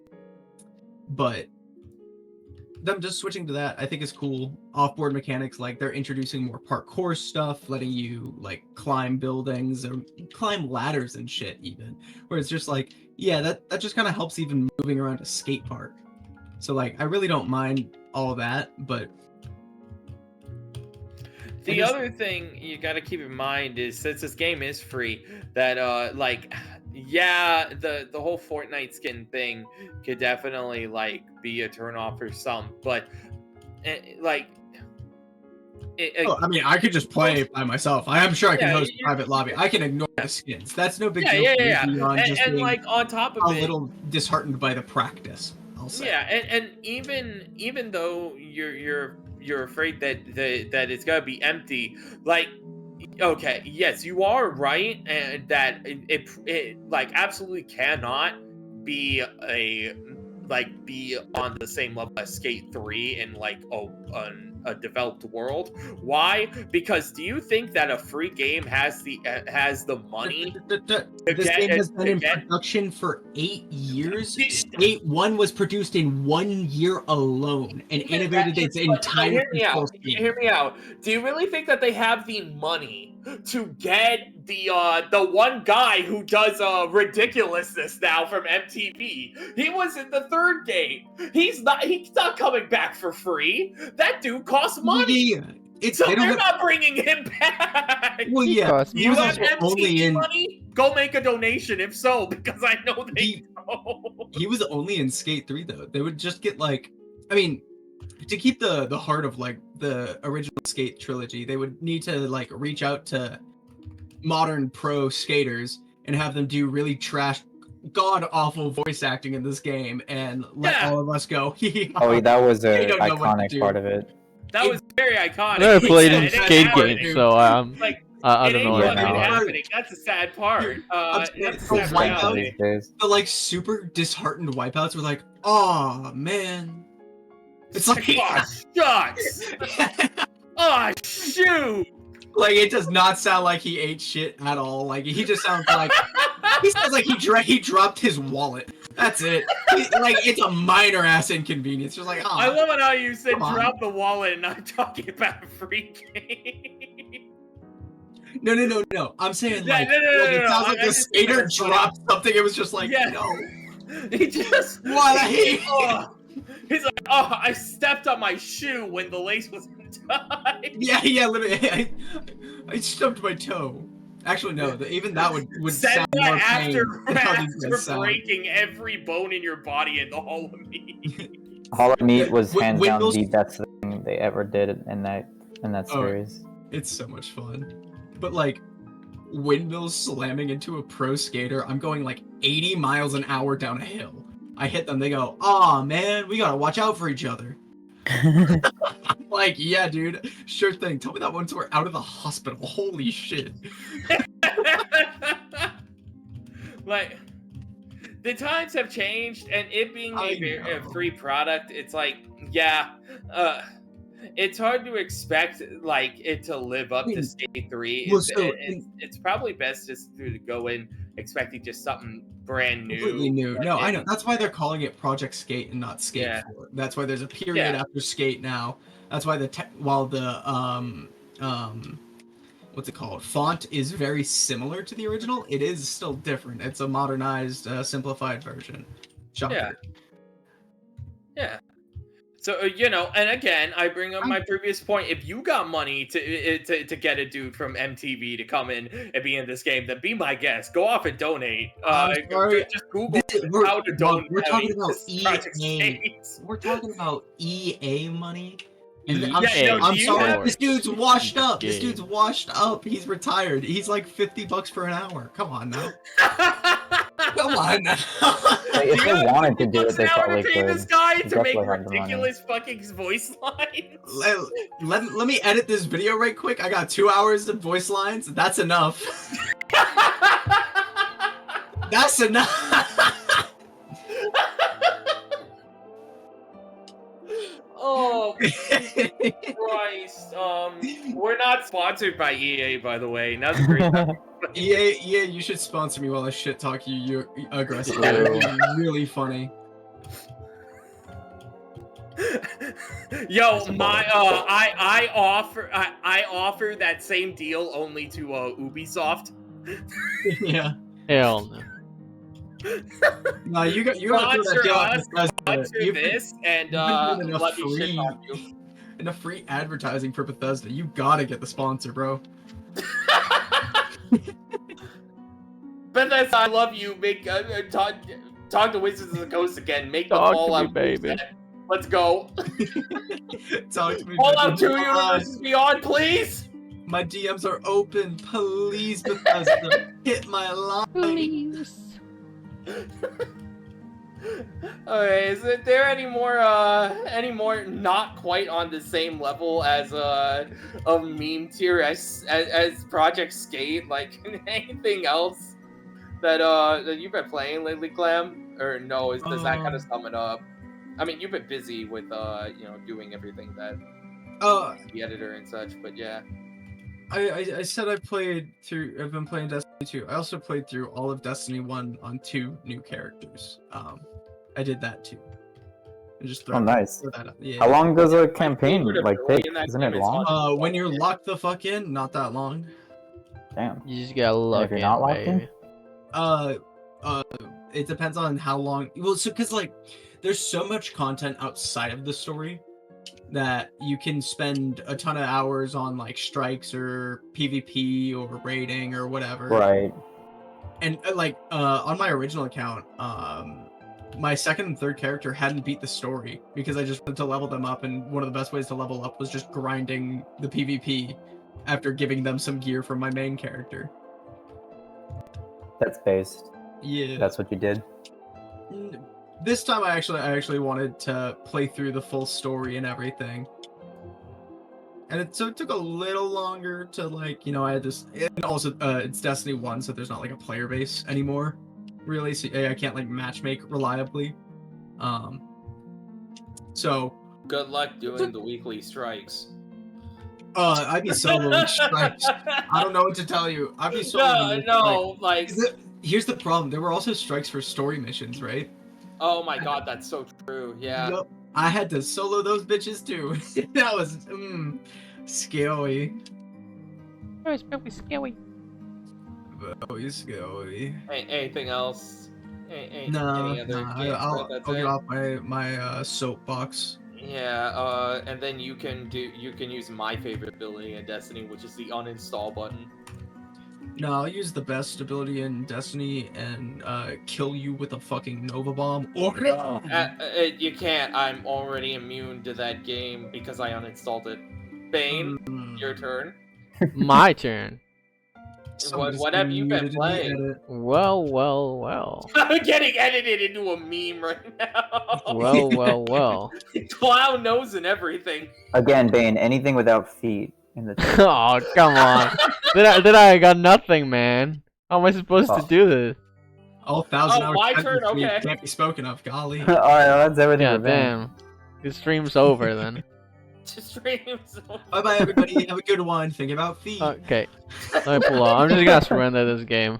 I was playing Showdown. I'm not even gonna lie. Nice. So What gen? last Respect. time we talked, I mentioned Novice. I'm pretty sure. So that means everything from here. So I've been playing a ton of games actually. I've been going back to Peggle. I don't know if I mentioned it already, because I don't know when's the last time we talked about video games even.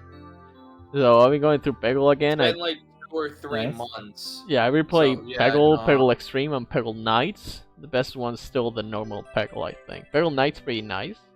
Peggle about Peggle Knight is 2? pretty nice because that's a new character, and the new character. What's about Peg? What is it? What's Peggle Knights? What does it add? Which one's It's- Peggle 2? Yeah, it's pretty much Peggle 2. Yeah, it has some extra levels for the old characters, and it's basically just Peggle, normal Peggle, but with more levels and a Yeah. new character. Oh, cool. Yeah, there's new art for everyone too, because the whole thing is that you're playing inside their dreams. So each one has a different dream, and it's like, oh yeah, it's funny because if you know the character from the first game, you're like, oh yeah, they're playing up on the gimmick from that character, and I mean, it's Peggle. You don't play for the Damn. story, you No, play wait, because I for the didn't realize little. Peggle was that fucking lit. No, but Peggle's lit. It's It was kind a of I don't funny. remember but- there Minecraft being, like, game. characters. It was lit. I just remember doing the game. I don't remember there being characters and shit. Yeah, there are Rest different in peace, characters with different Bobcat. abilities, which is the main Oh. part about them. And the humor is funny because it went the whole 180 from being like, oh, it's cringy, to like, oh, it's funny again because it's fucking humor from the 2000s. So seeing humor from the 2000s nowadays is kind of funny. So I think PopCap's pretty good with humor. Or PopCap was pretty good. Love with Pop. yeah, PopCap was. I don't know how they're doing nowadays, but yeah, I love. They're gone. eh, EA shut them down. Plants vs Zombies is my favorite game ever. So That's sad. yeah, They Plants shut it vs down. Zombies made by PopCap. I love. No, PopCap. not I play it. that. The fact that they shut it down. Yeah, it is sad. Plants vs Yeah. Zombies is cool. Yeah, that's my favorite game. So I've been going on. I played some Mahjong. I played a lot of Mahjong Souls, sorry. So after reading Kaiji Part 3, I'm pretty sure I mentioned this already, but I've been pretty much playing at least one single match of Mahjong every day. Sorry, very used to saying that other word. Against every game. Yeah, Gotta Wow, do all of them in Mahjong. yeah. Bane, when's it my turn? You're a fucking anime protagonist playing against Lit- every gay. Yeah, no, it's funny because you just play against Chinese people in Mahjong Soul. You don't see anyone else. You just see Chinese characters. No one else plays Mahjong apparently. But yeah, I've been climbing up the ladder. I finally got out of the Oh yeah, beginner you're getting rank. good. Yeah, I've been getting good. I just need to learn more Jakus, which is basically the hands that you can do. So I'm not Okay. gonna start playing Mahjong because it's a fucking drag. But yeah, Yeah. I gotta learn more Mahjong. So on the topic of Mahjong, I tried. I like Higurashi, which is a visual novel, and Higurashi actually has like a Mahjong spin-off. Oh yeah. It's in Japanese Really? only, but Higurashi has a Mahjong spin-off? yeah, it does. That's cool. It's I pretty didn't know old. that. My god, I love Higurashi, and yet I didn't know this. It's That's from beautiful. 2009. There's this visual novel story too, but I don't speak Japanese, and I didn't find a single patch. You don't speak Japanese yet. Yeah, that is true. I would like to learn Japanese at some point, but yeah. I missed out on the story, and navigating the menu was, of course, just trial and error. Fucking clicking every button until I started the game and shit. But it plays a little different than Magic I'm used to, but once you learn the new gimmicks, it's like if you know Mahjong, it's not gonna take long to learn this Mahjong. The Mahjong Now, I how do play you is get it? Richie Like- Mahjong, which is the Japanese Mahjong, I think. I think Richie Mahjong is Japanese Mahjong, and this one is based on Richie Mahjong, but it's a bit different. How exactly are you playing it? Like through legal means, I'm sure. But Yeah, it came out on the PlayStation Portable only in Japan, so you can imagine Oh. how I got my hands on it. It was actually kind of Cool. difficult getting like a working. it's a collector's piece. Yeah, Yeah, you couldn't buy buy a whole it. new PSP with it, right? Yeah. I had to buy a Japanese PSP because for Japanese games usually they don't work on American PSPs.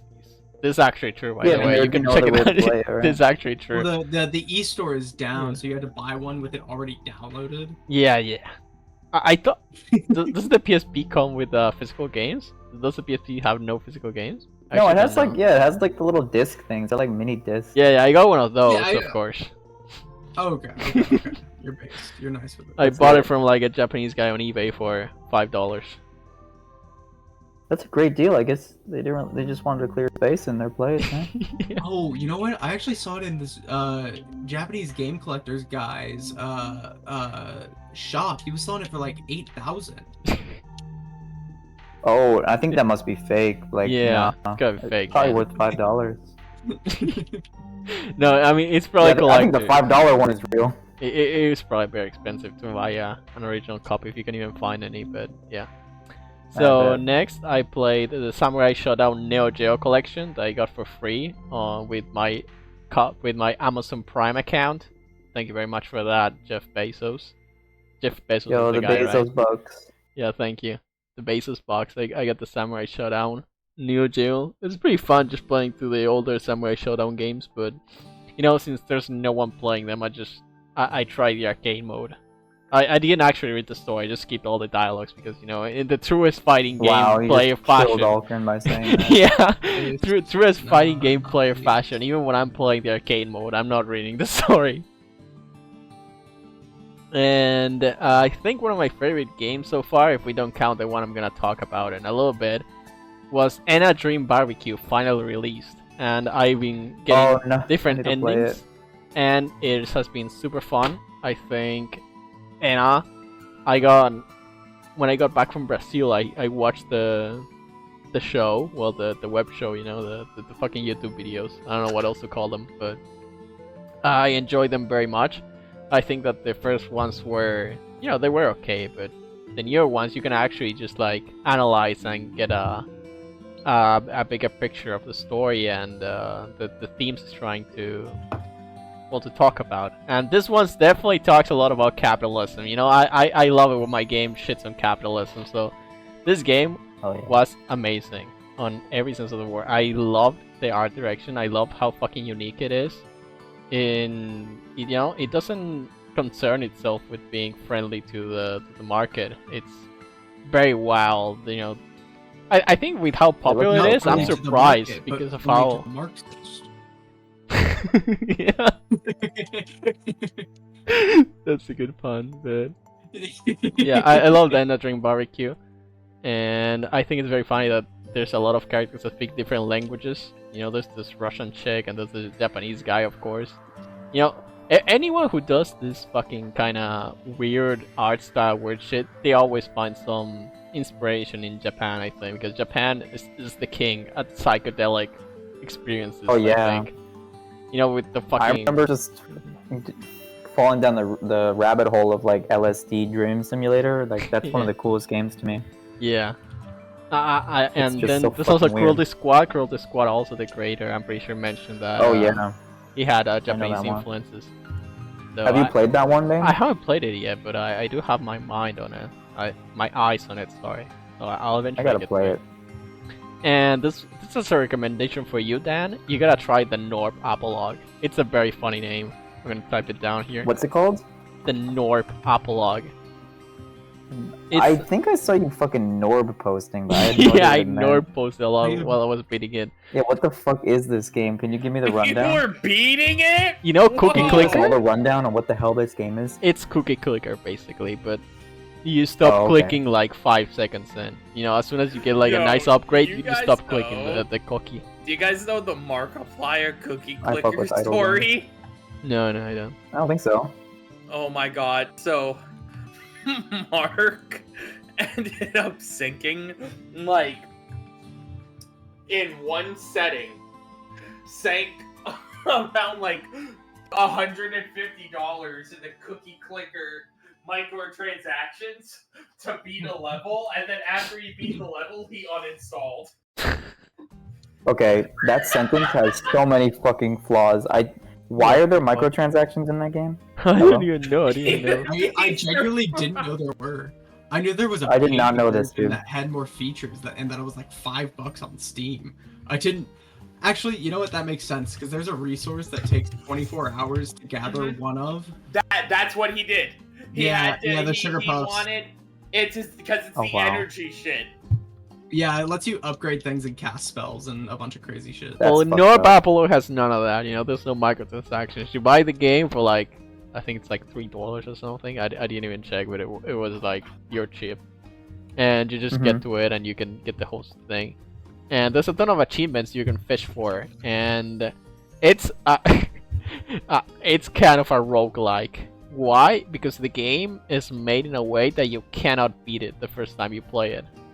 Why is that? Because every time you reset there's a button where you can reset the whole thing, right? You get to a point and you're like, okay, I'm not producing enough to get to the next level, because I don't know how to explain this. Basically, you gotta gather the pile. The bigger the pile, you get to a point where you go to the next level. Okay, but the pile starts fighting back, and it goes back into the rock that you're mining. So there's this point where you're losing more rocks than you're generating, and it happens intentionally. Like it would happen to you the first time you play it. In So it's coded that way, huh? Inscription, it is physically impossible to win on the first run, because you will hit a part where because the way Inscription is that you have your 3 zones, and you have to attack through the zones to damage health to like tip a scale. And what'll happen is that if you do manage to get far in your first attempt, if you get too far, the game itself will start a level saying it will say something like that that you're going too fast, and then what'll happen is that the level, instead of spawning the proper level, it'll just suddenly swarm the entire board with infinite 5/5s in every row. That's pretty fucking cool, actually. Physically impossible for you to survive. Basically impossible. So there's a way. Yeah, it's physically impossible. Okay. Because what happens is that the way that the scale is that when someone takes 5 damage, they die. So and to match those stats of 5 of like a 5 damage across the board, you have to and they're 5/5, so like you have to kill them, but you can't, because you can't play anything on curve that kills them that quickly during the first vanilla run. Gotcha. It's obviously stacked against you, because you have to lose your first run to start hearing the voices from the stout. The voices. Yeah, the numbers, Mason. What do they mean? I kind of fuck with that. It's like scripted to lose. Like I feel like that's. I mean, that whole game is all about the fucking, the narrative. Like I haven't played it myself, but I know it is beautiful about it. It is fucking beautiful. I gotta play it. Pretty sure I lost before I got to that. You're forced to lose part. I just naturally lost before that, because I don't remember anything like that. It's possible to lose before then. It's not impossible to get that far, but it is like, it's decently rough, because I managed to do it my first try blindly, because you're just the goat. You're fucking awesome, dude. I just got lucky with the polls. That's it. But no, usually I'd like to go out assuming that most people would not have figured out, hey, you can if it's your first vanilla run of the game, that shit's about to go down if you don't, if you try to succeed too much. No, because if they didn't put that there, then you would have never heard the voices, and there's a chance you could have actually progressed in the game. And you need to hear the voices to learn about the narrative, to know that it's like the loop is part of the game. Like, they incorporated. I'd win. I like games that do I mean, that. look, if you can look at 15 damage in the face, survive it, because the way that it is that you not only see the 3 spaces ahead of you, but you see the 3 spaces behind those 3 spaces. So, or I'm sorry, the row behind that row. So what's up is that you see what's coming the next turn. So if you kill all the 5/5s, more 5/5s will just take their place. You kill those 5/5s, more will take their place. It is scripted to lose. Counterpoint, I'd use my Yu-Gi-Oh cards with stat levels such as 1800. I mean, you could try, but you don't get access to those in the first run. Because You that, don't. that because in fact it is very I'm going important. to cheat. It's very important that you do lose, because losing a run is how you learn about the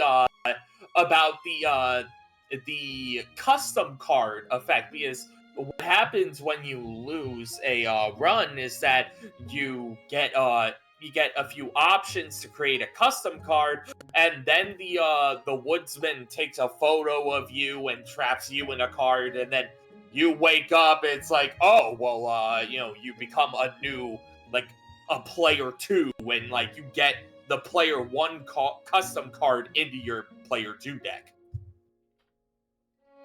So, it's like, you have to be introduced to not only the story, but you have to be introduced to, like, that mechanic through losing your base run. Like, Inscription is just so fucking cool. Yeah, I gotta really check it out. But like, I wonder, is there a way that you could like edit the attributes of the game and like cheese it and win? And like, what does that look like? Someone did a YouTube video showing that they I wonder did if there's it, like and, secret dialogue. I don't think there's secret dialogue. I think it literally just breaks the game. Oh, well, you know what? It's like, again, still you're kinda cool. skipping a bunch of the story, so it's Right. like it maybe it either breaks the game or maybe it like assumes that you would, like you run into something that you just happen to have, but it's like, you never got it because you never got to that point in the game, but the game assumes that you obtained to that. Like, A bit of sequence that breaking. element, it's really fucking weird. Like, but then again, it goes back to the whole point that makes this a draw for the game itself, is that, like, during a vanilla player's first run, they wouldn't know any of that. They wouldn't know, hey, if I did cheese this game, like, I would know these characters by now because, they haven't been introduced to them, It's like, and I don't know, it's like, it's a case of, it makes sense for people to try to like, bend the laws of the game. Yeah, people are always But- gonna try to bullshit that. Yeah, they always will. But if you're, but you'll only try to do it if you've already played through the game once. Right. So, like, Otherwise you would just wouldn't know. newbies are not gonna try to bullshit the game because they don't know that that's coming. Right. I mean, they do now because I just told them. But But now I know, yeah, so my experience is ruined. yeah, totally. Well, now Next it's time, No, next time come you on. should I have. have to Eat it and it'll be no problem. I'm swag like that. Yeah, probably. But it doesn't matter It's because okay. you would have been prepared for that spoiler if you read the disclaimer at the start of the episode. So It's True. Ooh. yeah, be prepared for spoils ahead. Wait, but I didn't see it. But for Yeah, the you did. call- You put it No, for the call, not for the podcast, for the call. for the I didn't call. get the Oh, well, spoiler you know, warning. that comes with the Okay. territory. That's in your job description, Clam. It's in the contract Hold you on, signed. no, I'm grabbing the contract right now. Let me read it off. Contract says you will be spoiled on miscellaneous media. Contract says you will give Okrin edits and spend time with him in calls. In return, something occasionally. Something. It's not super specific in the contract. He's allowed to get away with a lot here. We intentionally roll it like that. Yeah, no, exactly. God, this is so much fun. To get off the roguelike rant, Bane. Okay, know yeah, I've I been was waiting saying. for it. I still got some games to go through, but I'm glad we stopped. Gamer time. Should comment. You know, we should always do that. So Yeah. North Apple, I was saying, yeah, you are forced to lose your first round. Kind of. I don't even know if you can beat it. Maybe if you just AFK for like 3 fucking days, you can do it. But yeah, the game That's is a kind of mechanic they would program for. yeah. You know, it is an AFK. You are supposed to AFK Yeah, at it's an some idle point, game. but you're never AFKing for too long, right? You know, you're always supposed to reset the game with the reset button, and they give you some points, and with those points you can use upgrades. So you can try different builds with those upgrades. You can do different because the different types of Norbs you can get, and you can focus on, okay, yeah, this run I want to focus on this type of Norb. I'm gonna use these upgrades, and I'm gonna see how that goes. And that's the fun thing, you know, trying all the different builds you can do to build the game. I beat it just once and kinda dropped it just because I was playing it for like non-stop 3 days or something, so I burnt out. But I'll probably come back to it eventually and try the achievements, because there's some achievement hunting to do, because for every achievement you get, you unlock a little hat to give your Norbs, and that's always pretty cute. Oh, that's important. Yeah, that's pretty important. You know, it gives that extra incentive to achievement hunt. But yeah, the achievements I got I'm weren't kidding, that hard. that's Yeah. fucking awesome. I love hats. Yeah. Next Fucking game love I hats, played man. was Umamusume Pre-Derby Party Dash. It's like an arcade game. You play different mini games with your friends, and this game you should only buy it when it's on sale, because there's no way it's worth the full price. I'm just saying that it is pretty short for what it's priced at. So I grabbed it on a big sale. I enjoyed it because I'm a Umamusume fan, and you know, seeing all the characters I like was nice. But if you don't like Umamusume, just stay away from the game. It's just a cute party game you can play with your friends, but for no longer than like an hour or something. So next game I've been playing, let me check. Dude, what's the next game I've been playing? I have it all noted down here. So I went Excited down. for the part. Hmm? I'm excited for a part. I'm very excited. I'm not gonna get there yet. So I've been playing all the Not PopCap. yet? Okay. I've been replaying all my PopCap childhood titles. I've been playing Bejeweled 2. I've been playing Insane Aquarium Deluxe, Pizza Frenzy, Hammerhead, Feeding Frenzy 2, Suma Deluxe, Nice. Bookworm Deluxe, Bookworm Adventures, and Bookworm Dude, Bookworm Adventures was 2. my shit! Bookworm was so fun. I love Bookworm Adventures. It's a fucking fire game. And talking about typing games, I've been playing Typer Shark Deluxe too, which is from PopCap, and it's basically you gotta type the words that are on the sharks, and that's how you kill them, so Oh, they don't kill yeah. you.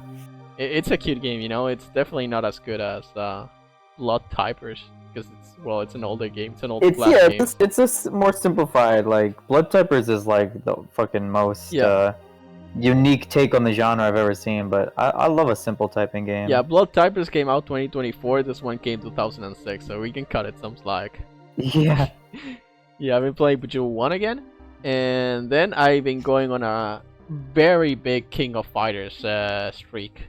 I've been playing. There, look nice. at that. It's another fighting game Yeah. series that has a pretty cool fucking story. I did not read a single one of the arcade modes. I just God. been The playing it characters with are so friends. We are a cool. fighting game player. Jesus Christ. Yeah, so I've been Stop playing. mashing your fucking buttons for once and just look at the character Yeah. dialogue, okay? These Yeah, characters no, have sorry. more than abs and tits. Yeah, no, And sorry, I only legs. look at those. Oh, and feet.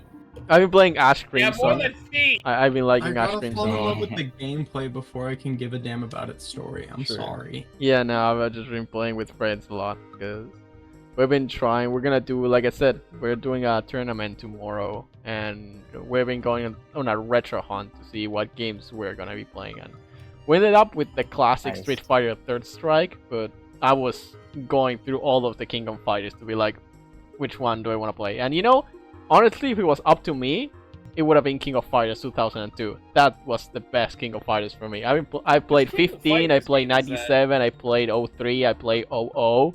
02 is my favorite. 02 is the GOAT. I'm sorry.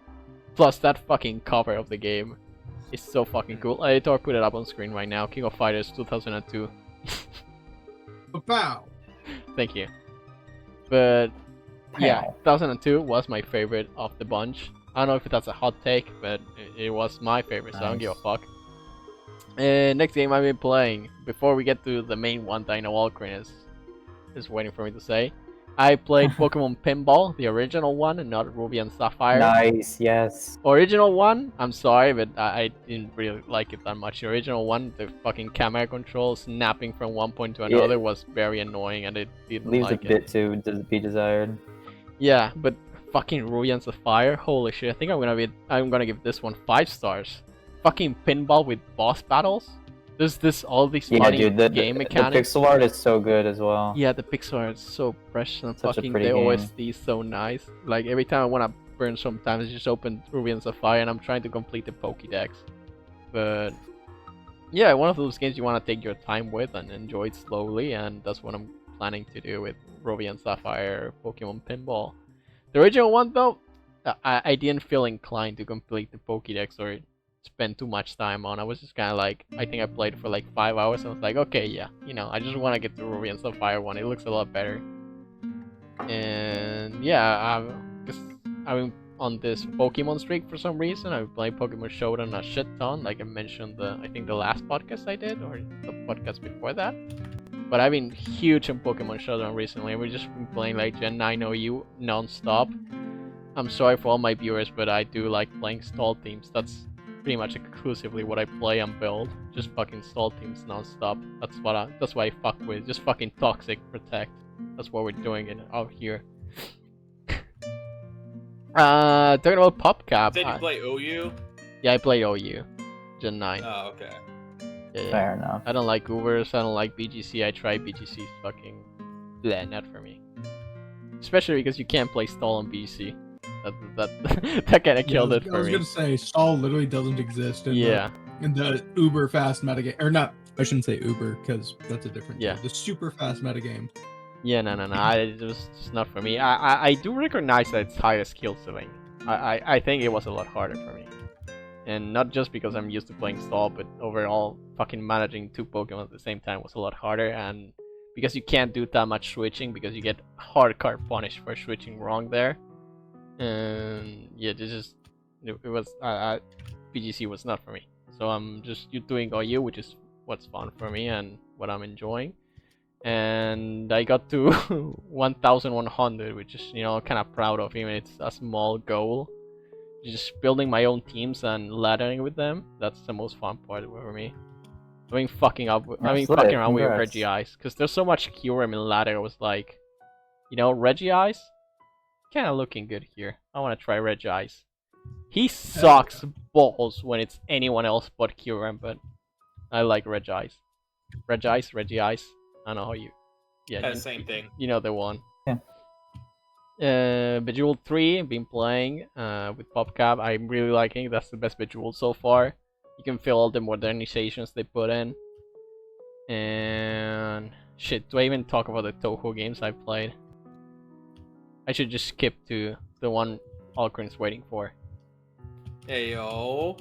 100 Line Last Defense Academy is shaping up to be my game of the year for me. So far, I haven't played Expedition 33. I will eventually when I can afford it, or when I can pirate it eventually. I mean, I legally buy it, of course, eventually. Yeah, play it legally, you mean? Yeah, because it's a fucking turn-based RPG. Does some Mars shit. I love that shit. Even if the art style, you know, the art style is what puts me off, because it's like this hyper-realistic. I don't like that kind of aesthetic, you know. I like more anime in my games, but Underline, never mind. No, that's my game of the year so far. Underline Last Defense Academy. I finished my first run in I think like 4 days or something. I just fucking played that shit non-stop, and need I'm to go halfway back through the to- second story, and I'm like, I can't believe there's 100 different endings for this shit, and they're actually like I need to very get back different to between them. my I'm doing the playthrough. slasher route right now, and very fun for me. Very fun. You know, there's some things to say about the first time, how there's not enough, well, decision making to do, but that's intentional because, well, you're not supposed to do any decision making that goes into different routes until after you finish the first one. But yeah, right now I feel like I have a lot more options, you know, all the times. There's this really fun thing once you finish the game that you see on the subsequent runs that I'm not gonna mention because it's very spoilery, but even after you finish the first run, there's so many more questions to be answered, but the game answers you enough questions each run to be like, oh yeah, I wonder what's the next thing. Keeps you engaged, and the characters are incredible. You know, they're the kind of characters, I've seen a post on Twitter say this, they're all the kind of characters that are very gimmicky and get killed on like the first day on Danganronpa. But in this game, when you're Right. forced to fucking expand for them for fucking 100 routes and 100 lines of dialogue and having them react to different things, and you're forced to expand on them, they become so much better. And I love them so much. You know, of course there are some characters that fall under the they repeat the same joke non-stop category, but they're still very enjoyable to me. I love Kyoshika and I love Darumi, even if she says fucking depressing a rogue every 5 seconds. But Underline Last Defense Academy, the gameplay is also amazing. I know I've talked about everything but the gameplay, but basically Fire Emblem. There's a lot of strategy making to do. There's a lot of ways to cheese the bosses as well, because the win condition is not to kill all enemies, but to kill the boss. And so if you just fucking juice up one of your guys to the max and one-shot the boss, you can finish it pretty quickly.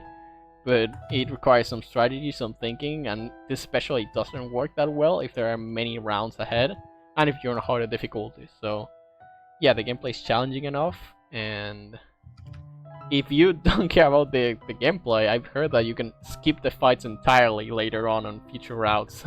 So you can literally just turn this into a visual novel that you just read and skip fights on. But yeah, so far, game of the year for me. I love 100 Line. It is literally just Danganronpa meets Fire Emblem, and I am all fucking for it. Holy. Yeah, it's a pretty cool mashup of genres. Well, I guess Danganronpa is not a genre, but you know, Yeah. it kind of is. It's Danganronpa art style.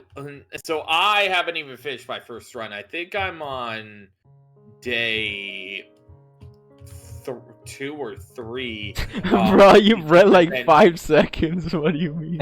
Oh, okay. Look, I've had 2 streams, and they both went probably like, I don't know how long. Okay. But I will say that I need to get back to playing it because I really do want to. I've just been too lazy to stream. Gotcha. But that will change probably. Maybe. You need to hop on it though. I do. I really fucking do, and I really fucking want to.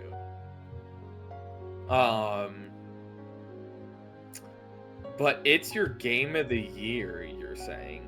So far, yeah. You gonna say something about Expedition 33 or?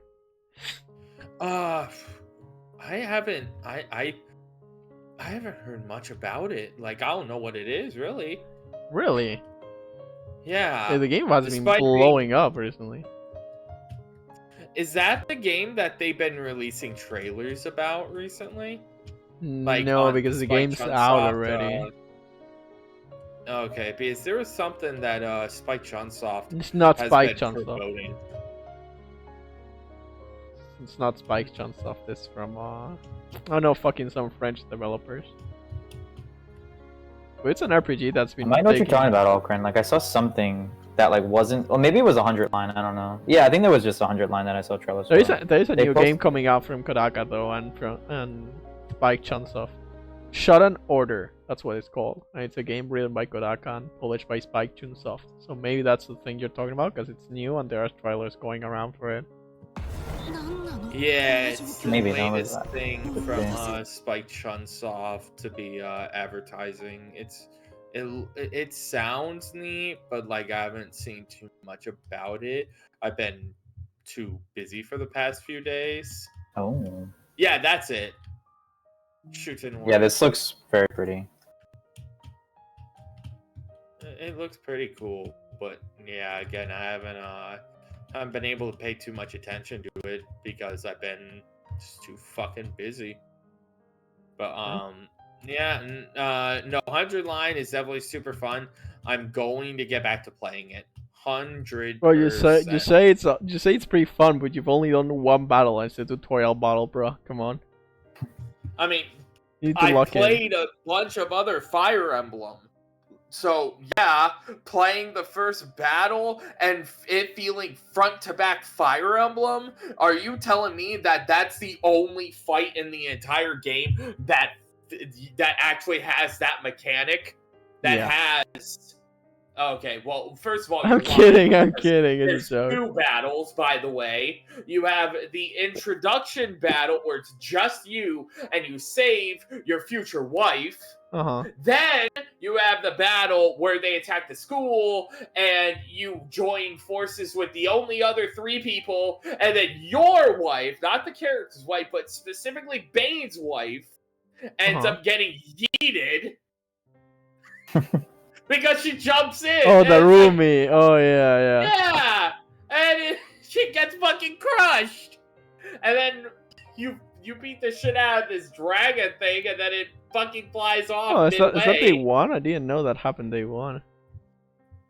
Yeah, that happened day 1. Oh.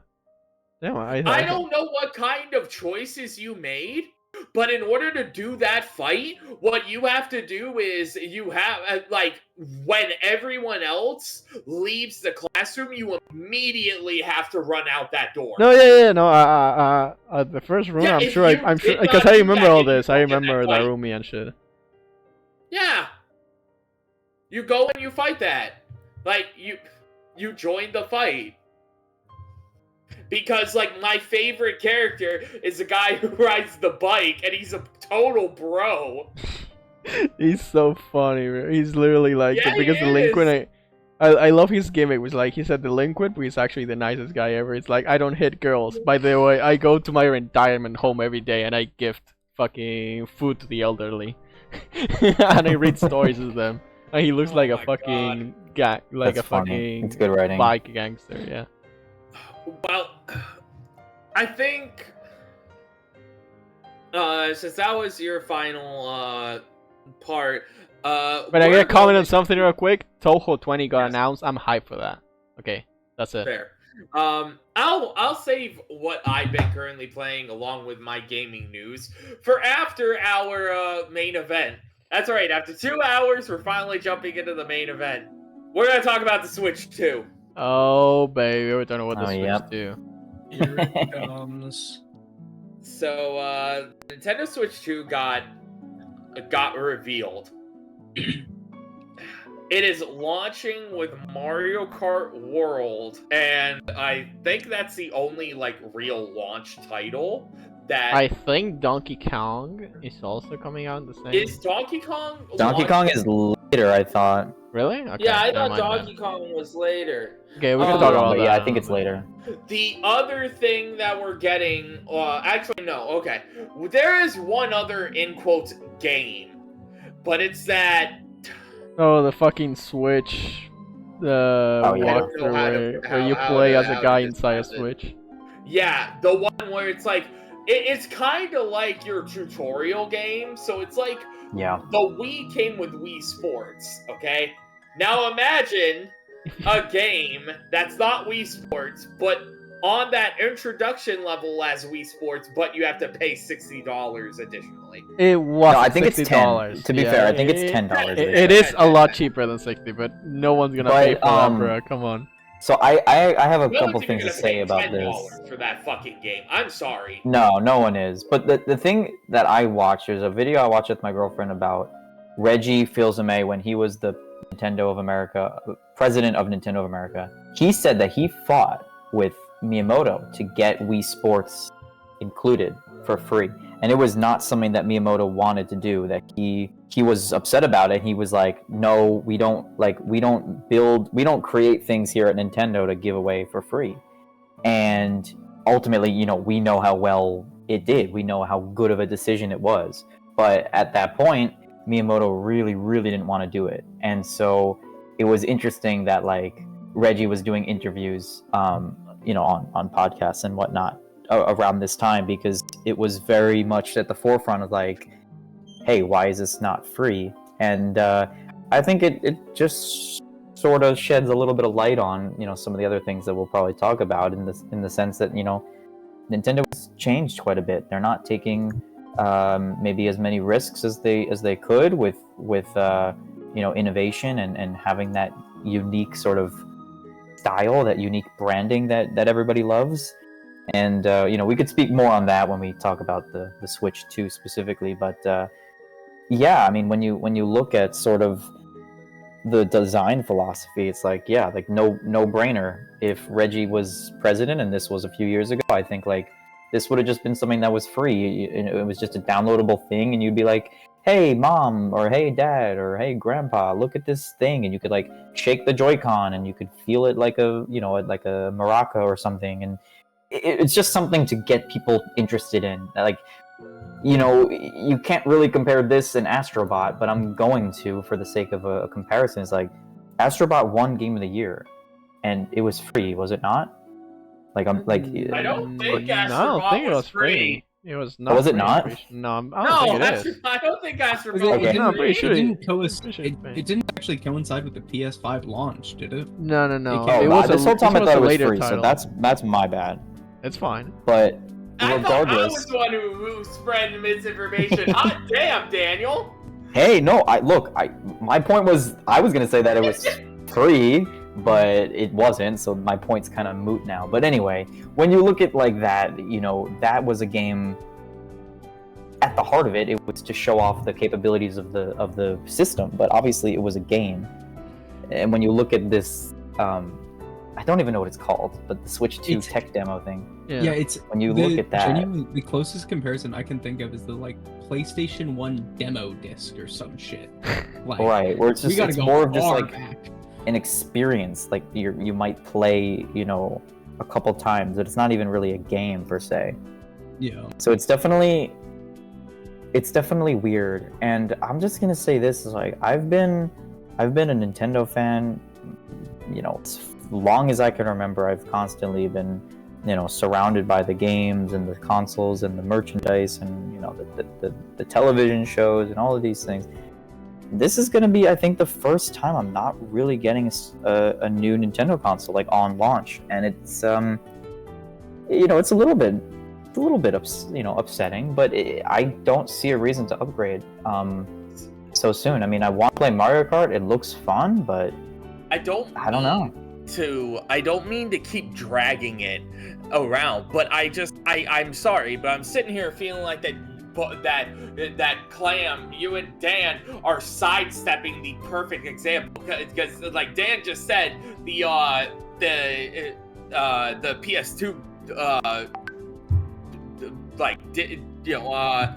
Damn, launch disc or whatever. You can do it, Okay, brother. Come on. Okay, but Wii Sports launched with the Wii. That's what my point was about Reggie. Yeah. Here, Well, over here by March 2021. but we know Miyamoto doesn't want Wii Sports is now 82.90 million. Oh yeah. I mean, it was just it was a risk at the time. They didn't know if it was going to pan out, but obviously it was like the best decision they could have made. It's the best example here. And they just didn't. Yeah, I don't know. Didn't do it again. Here, even though $10 is $10, okay, and I'm the idiot who just called it $60, but hey, I thought Astrobot was free, so we're both idiots tonight. the fact that you have to pay at all Yeah. for this beta ass game that they are dropping on the Switch 2 it's meme tier, and that's not the first time we're going to put something in the imaginary tier list in the meme tier tonight when it comes down to the Switch 2 presentation, because we still got a lot to rip into this console. Whether we are saying this in good faith or we are saying this flat out objectively. Holy shit, this is the first of many meme tier facts, like choices Nintendo has made. Like, absolutely. I mean, another one that goes without saying is like, if you want these upgraded versions of the existing Switch games, granted, we don't know the full pricing. I think it might be like 15 or 20. But the fact of the matter is, like, if I want to play the Switch 2 version of Breath of the Wild or Tears of the Kingdom, which has better frame rate, and it's like, the game. Yeah, it's like, why would I not want that? Of course I want that. So I'm gonna upgrade with the console, and I also have to upgrade the games that I already own, which, like, it's great if they're backwards compatible, but if I'm not getting the best experience, then of course I'd want to pay, but it's just creating a trap, and that's why I don't know. I'm not inclined at all to buy it right away. I'm gonna wait. Why would I get it? I'm going to give them a single. Like a single shred of mercy swapping into this, okay? So going into from the beta tester game or whatever we're calling that. Yeah, the tech demo. Yeah, the tech demo. If we're swapping from that into talking about updated versions of previous games, I will say that is not a Nintendo Switch issue, because I'm going to bring something up. Okay. This is not the first time. Funny enough, this isn't the first time in a row that Nintendo has done this. Now, I can't speak on things between the Wii and the Wii U, but the Wii U had quite a few games that was given the deluxe edition for the Switch. The examples I'm going to use are Pokken and New Super Mario Kart 8. Mario Kart 8, New Super Mario Brothers, Breath of the Donkey Kong Wild. Country, like. Breath of the Wild was on the Wii U. Yep, that's Yes, how it I was. Ain't no way, you're kidding, right? Yeah, it No, was. that's how Same I thing first with played it. Twilight Princess. Chat confirm this. I'm blown. I'm Confirm it, it's true. mind blown. What about Babooey? That- It's on. I'm mind blown that Yeah, bro. a dog shit console like the Wii U, and I'm sorry to any of the Wii U sympathizers out there, but No, I mean, call a spade a spade. It's fair. It actually did release into Wii U. It's actually canon. the Wii Yeah, U. it's fucking absolutely- crazy. I played it. I literally played it.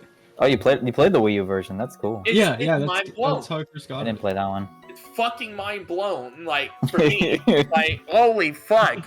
But, like, okay, going back to the Switch 2, like, wailing, okay? I can't wail on them for that, because there are plenty of games that was on the Wii U that was not backwards compatible. You had to rebuy them on the Switch, okay? Right. It's not the first time, and I accept it. And those were full price. These should hopefully be $20, maybe. Yeah, I so- mean, I don't know. I don't know if we have an official word yet. I think it was said, but I just can't remember it. I But can't recall, really. and I could even be wrong on that. I'll let Clam do some post editing research, and by that I mean go back and watch. But the thing is, Alcran, even if they said it, it's not your fault for not knowing, because, like, in the direct, they were very avoidant of naming any prices. All of the prices came out afterwards, which was a very interesting sort of experience to witness online. Like, everybody was excited, and rightfully so. I mean, we'll talk about Mario Kart. It looks awesome. Of course, we'll talk about it. But I didn't think, we didn't think about the prices. It wasn't. We didn't Part of think the $80, that's conversation. for sure. and that obviously was on purpose. That was obviously intentional. So it's yeah, it was strange. It was strange. But we'll continue on. We got a lot to talk about with this. This is a bear here, a big bear. We got to poke. I know that Dan is no offense, but Dan God. is abso-fucking-lutely the out of all of us, Dan the is Nintendo fanboy? fanboy. The Oh, most yeah. out of us. Now, I'm not saying that we don't like Nintendo here. Clam is very passionate about a few Nintendo properties. I know. I'm kind of interested, but not on that same level. And Bane's here. Hi, Bane. Bane is Hello. Bane. But, like, so it's clear. Yeah, I'm the that Nintendo fucking nerd, boy. This is Bane, this is Dan's territory. Okay. And even that sounds like, look, Like, I'm not trying to hog the conversation, but the fact of the matter is, like, I'll tell you, it was like Sunday. I remember I had to do some sort of like art class or soccer practice in the morning, and when I got home, like my dad picked up the 3DS for me. I got the 3DS day one. Like, what a magical feeling that was, you know, coming home and just spending my time on the 3DS. Like, I wasn't even playing any games. I was just playing with the menus and with all of the things that were baked into the console. And so this does bring me back to, quite a solid point that I think we have to drill down here, is that, like, the Nintendo philosophy has changed so greatly, and there's, you know, so many things I could point to that would, you know, sort of explain, like, oh, what is he talking about? Well, when you just look at the personality and the user experience when it comes to the DS, and between that and the Switch, even on the Wii U for that matter, but obviously the DS is where I want to focus. Like, the DS had themes. The DS had like little badges you could get to like unlock, you know, decorations for your menu. The 3DS had all of these social components that you could play around with, and you could essentially play mini games that were just baked into the console just because you passed someone else. You know, Street Pass. All my homies love Street Pass, right? And so you had all of this life that was, you know, baked into the console without any sort of games or purchases necessary. And you look at the Switch, it's like, okay, you know, it's come a long way. I'm not gonna lie. It's definitely improved with the online, and for instance, you know, now you can play online games multiplayer. The connection is not always great, but that's Nintendo for you. And you know, you look at the menus for the Switch, it's so barren. There's not a lot of theming or music or funny sound effects, and you know, it's been said to death online and all this, and it's like, yeah, I'm not gonna ever buy a console because it has fucking funny sound effects and good, you know, themes. It adds to it, though, you know. But it does add to it. It adds to a level of personality. Even on like the PSP, you could customize that, and there's just a lot of missed opportunity, I would say, when it comes to where we used to be with the 3DS in particular. The difference is night and day, and yeah, I guess that's my rant over. But I think I made my point, I think and there's it's kind of just a strange departure.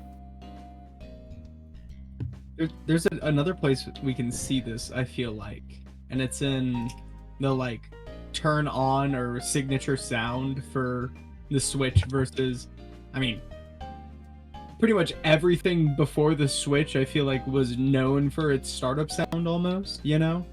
Right. Yeah. Yeah. GameCube was goated. Even outside of Nintendo, though, like everybody knows the PlayStation. Xbox whoosh and the PlayStation. Yeah, we all just know that. Right. Versus- the Game Boy too. Sure. and yeah. We all know Yes. the Switch click, but how much personality is in a little echoey reverb? Like, Right. it feels so nothing. I'm burger. spitting right now. Clam, I gotta get a paper towel because you're spitting. I'm sorry. I thought we were underwater. Sure, I know where I think we're flying with the loft wings, aren't we? Oh yeah, well, we're both aquatic though, so let's just presume we have like water tanks keeping us safe. Yeah, we fucking took a breathing potion, but anyway. We did something. No, but go on, because you're spitting. Well, that was my point. Yeah, just I feel like over time I've been formulating this thought more and more about how I think a lot of what we're experiencing in particular is the death of artistic expression within a corporation, where like Oh, sure, You know, hell yeah. we You love said it. Nintendo, sure. But do we really love Nintendo, or do we love the teams that made the games? that Yeah. we like? Yeah. Right, that That- we've grown that- up with, right? Exactly. That's what I care about. I don't give a okay.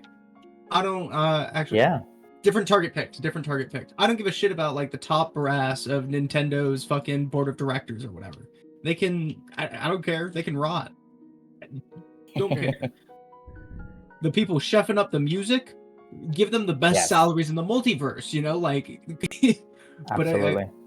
I feel like over time it's like getting harder and harder for artists to just do the artistic expression they want to do, because like you know it's a decades old story within cinema, right, of like executives coming in and changing the script or changing shots because it'll appeal to this demographic more, or it'll do this or that, or even just I wanted it that way and I have the power to say so even though it's your story type shit, right? It's just when you don't have that same expression, you lose what makes people actually like the stuff. I don't know. I definitely get the. I wanted to make one more comparison with the Switch of. I never got. So me personally, I never got why people said Apple's UI was so good.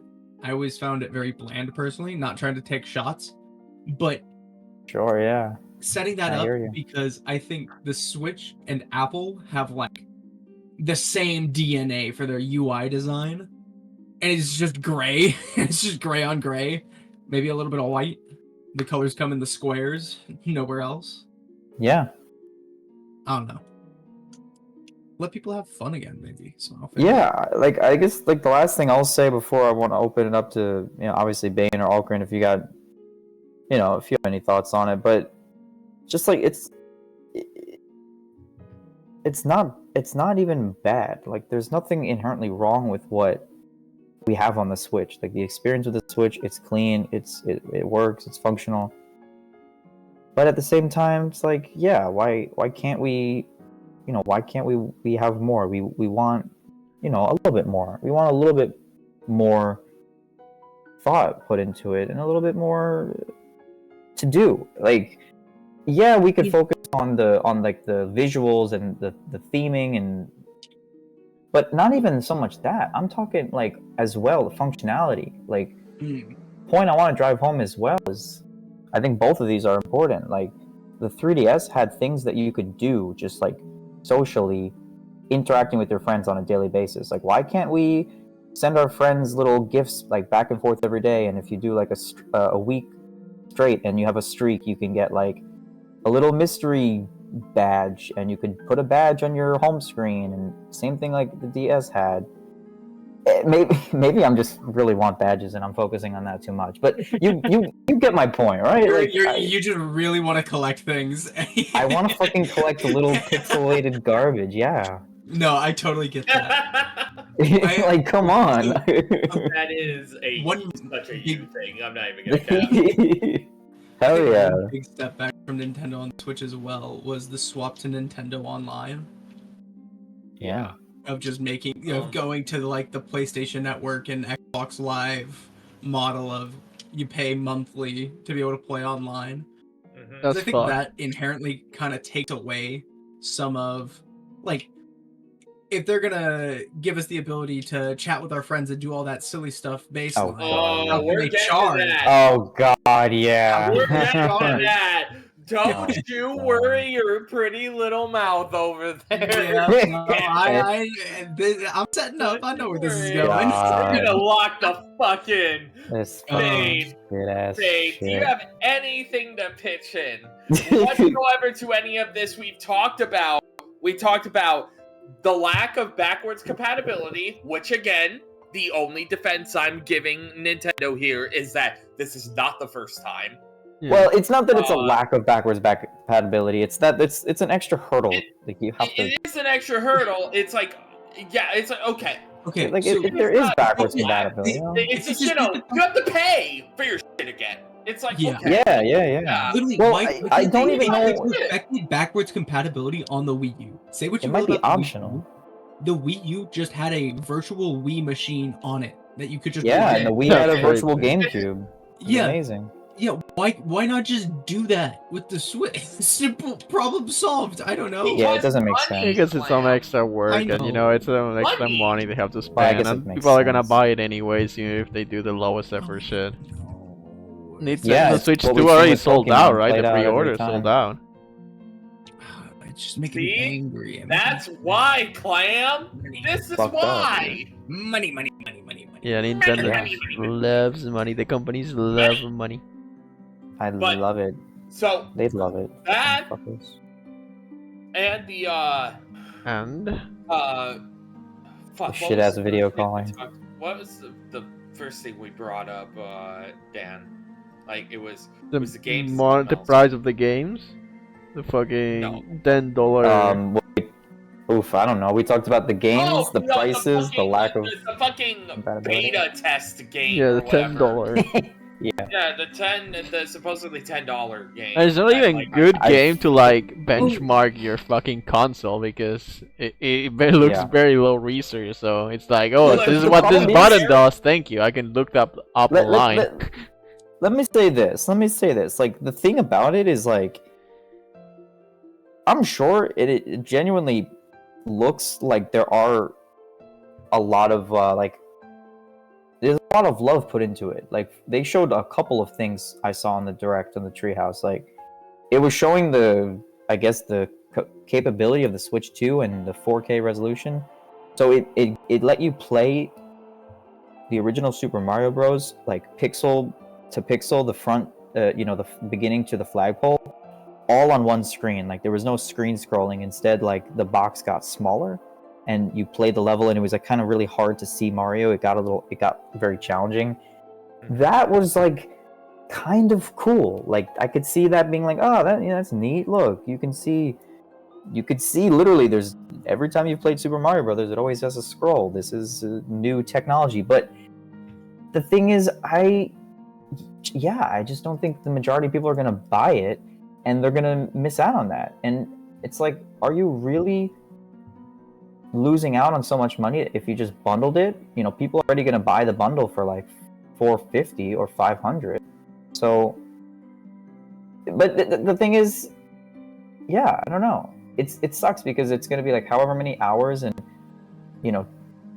painstaking hours working on the UI and the music and the making sure that all the interactive bits work, and people are gonna find out about it from a fucking hour-long YouTube video of someone explaining all of the shit in it.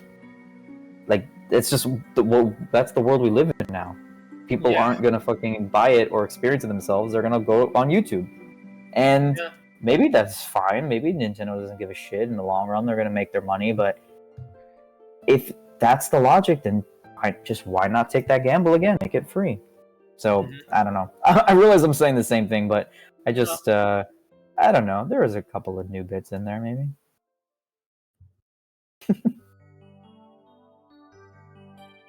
Yeah. So that's Well, yeah. I don't have much to say, honestly, when it comes to Nintendo. I know I'm never gonna buy a Nintendo console or a fucking PlayStation console or an Xbox. I'm a PC gamer through and through, and the only reason I would Yeah, buy a console gotta exclusive stick with one. is if there's like a console exclusive that is like never coming out to PC, and it's gonna be very hard to emulate, right? Because like a PS5 exclusive, that would fuck us up because there's not even PS4 emulation yet. We're barely making any advances with PS3 emulation, and so that would be Or the only PS3 reason for me to exclusive. buy a console, just an exclusive. But nowadays there are no exclusive. Like Stellar Blade used to be an exclusive, and now it's coming to PC. So like, I don't know. Like I feel like eventually all exclusive just come to PC except for Nintendo. Like that's what Nintendo's got Yeah. over every other Yeah. console. It's they're just like Nintendo it's got the exclusive. exclusives, and Yeah. then games that they rate M for mature, but aren't really M-rated games. 'Cause I'm sorry, I swear to God, I've seen hentai games on the Nintendo eShop on the Switch. Yeah, There they, yeah. is, Oh, but those are that not is- exclusive. Those are not exclusive. Oh, that's But That's the fucking lack of any moderation on that e-store is incredible. It's nothing short of incredible. Look, you leave Senran Kagura. I'm joking. Yeah, dude, they were advertising that your shit with the wife, HD huh? rumble. It's like, yeah, you could feel the girl's thighs as you rumble them. Like, I swear to God, that's what they were When you advertising. still vibrate, I mean, the new video chat feature will allow you to. Oh yeah, you find could play this AI with your Oh my buds. updates God. of You your got new- Discord, Massage baby. each other's thighs. you know what? Jesus. You know what? That's what we're shifting into. All right, we've done it. Okay. Here Friend is Discord. the most meme level shit I have ever seen, and it is hilarious that Nintendo has the gall to think that this is worth a damn. Okay, I have lived through a lot of really shit level quality accessories for consoles, okay? Oh yes. To we've name seen it a all. few, okay? To name a few, the Xbox Kinect, Hey. Hey, don't shit on that Hey. fucking Hey, Adobe brother. 3D model of the I get tiger it. that you could you pet. really like your Connectables, and that's cute. The Right. connectables, yeah, that was But if it. you've ever no, tried, I have love you playing tried to ping play the pong. Sonic game, Free Riders? That was Uh, fucking no. boring. No, I didn't even No. know that existed. Yeah, That's I- lost I- media, bro. I had the Olympics one Yes. and the Adventure in the Jungle one that I think both came with the Kinect. Oh wow. And those are the only Yeah, ones and I they were remember. But cheats. they were fire. Step off They my were feet, cheeks, dude. okay? This is not the Connect podcast. This is we're Alright, talking about alright, Nintendo. I'm alright, okay? sure they were The fire. next I'll let thing the I'm awkward going to take say- slide. Okay, the next thing that like I could say that are really dog shit accessories are, I don't even remember the name of it, but it was this really meme level accessory for the Wii that was like a microphone, and you used it with like with Animal Crossing and like a few other things that I don't fucking remember. Animal Crossing. The microphone on the GameCube was the peak there for Mario Party 67. That was awesome.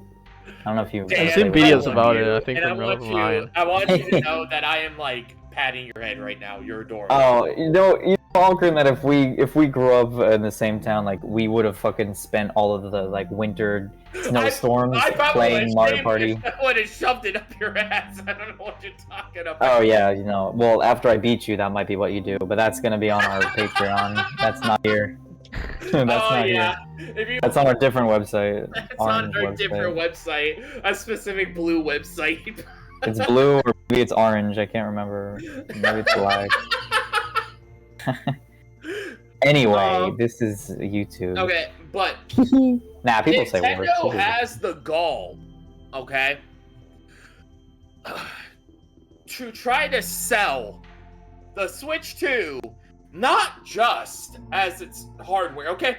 Funny enough, if what I'm about to talk about didn't exist, I actually think the Switch 2 presentation would have been leagues better. Okay? Okay. As much as everybody would have just said, oh, but that means that this would just be another Nintendo Switch, but with kind of better hardware. Yeah, it's like taking the Wii U and not fucking it up this time.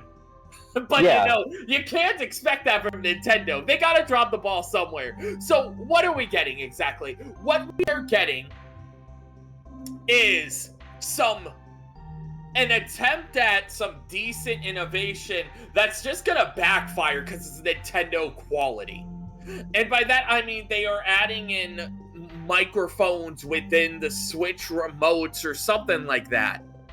That allows you to be in a really shitty voice call with your friends. And it doesn't stop there, okay? We sold separately. You can also pick up a really god-awful camera. I'm sorry. The microphone, at least the microphone comes into the system. So the shitty microphone's already inside their shitty Joy-Cons or your... Or you could plug in your shitty Apple headphones into the controller. I don't. But guess what? What? You have to buy a brand new Pro controller. Yeah. $80. 80 fucking dollars. So you're telling me my Pro controller won't work? Okay. Yeah. My Pro controller that I'm reaching for right now, that I have in my hand right here. One of the best controllers I've ever used in my life. I used this to lose just a few weeks ago in Mario Party. Congratulations again, Dan. And thank you. Yeah, it was fun. The controller feels nice. It's almost as reminiscent as the GameCube controller. Just the A, B, X, and Y is not in a funky location. It actually it feels like a traditional controller. Okay. We're not allowed to use these, so we need a new controller. Okay, I can let that slide, okay?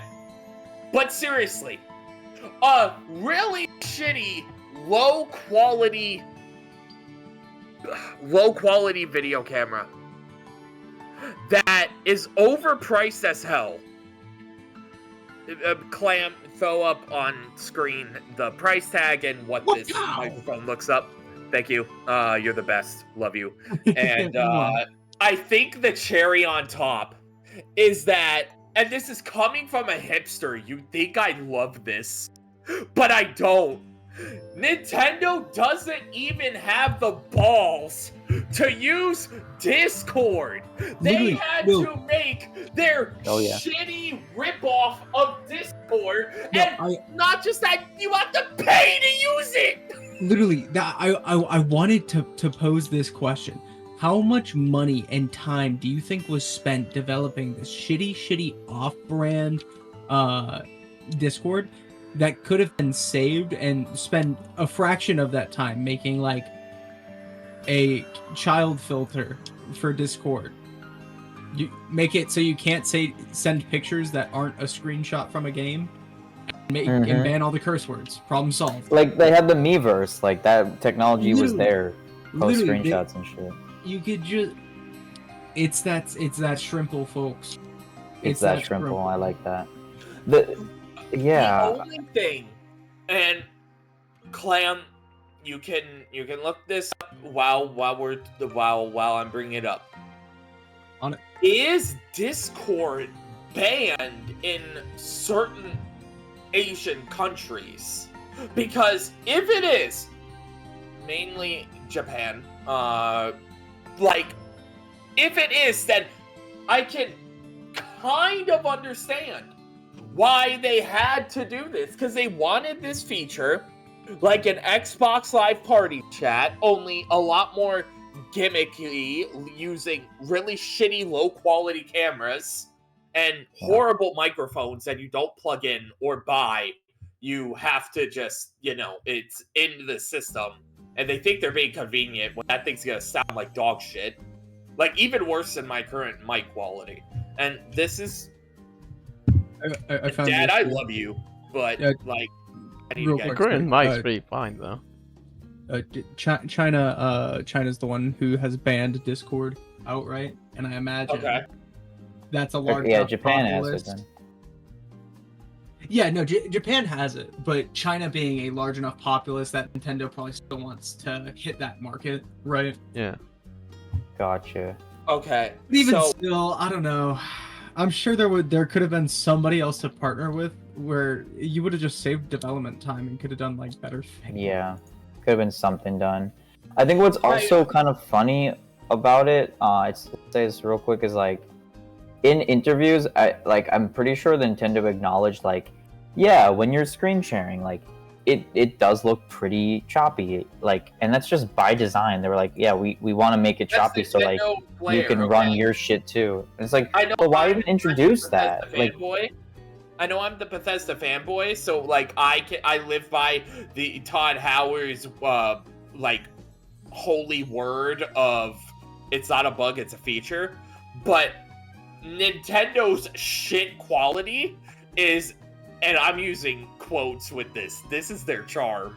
So What? and I think every Nintendo fanboy has got that. It's like they have to have some excuse for it.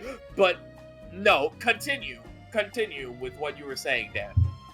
No, I mean, like they acknowledge that like the quality is not good. They're like, yeah, like it's just gonna be, you know, pretty low quality while you are, you know, watching other people play, so that your games can still run as best as it can. It's like, yeah, well, you know, how often do I need that? Like, if I'm playing the same game with them, I don't think I need to see their POV, depending on the game.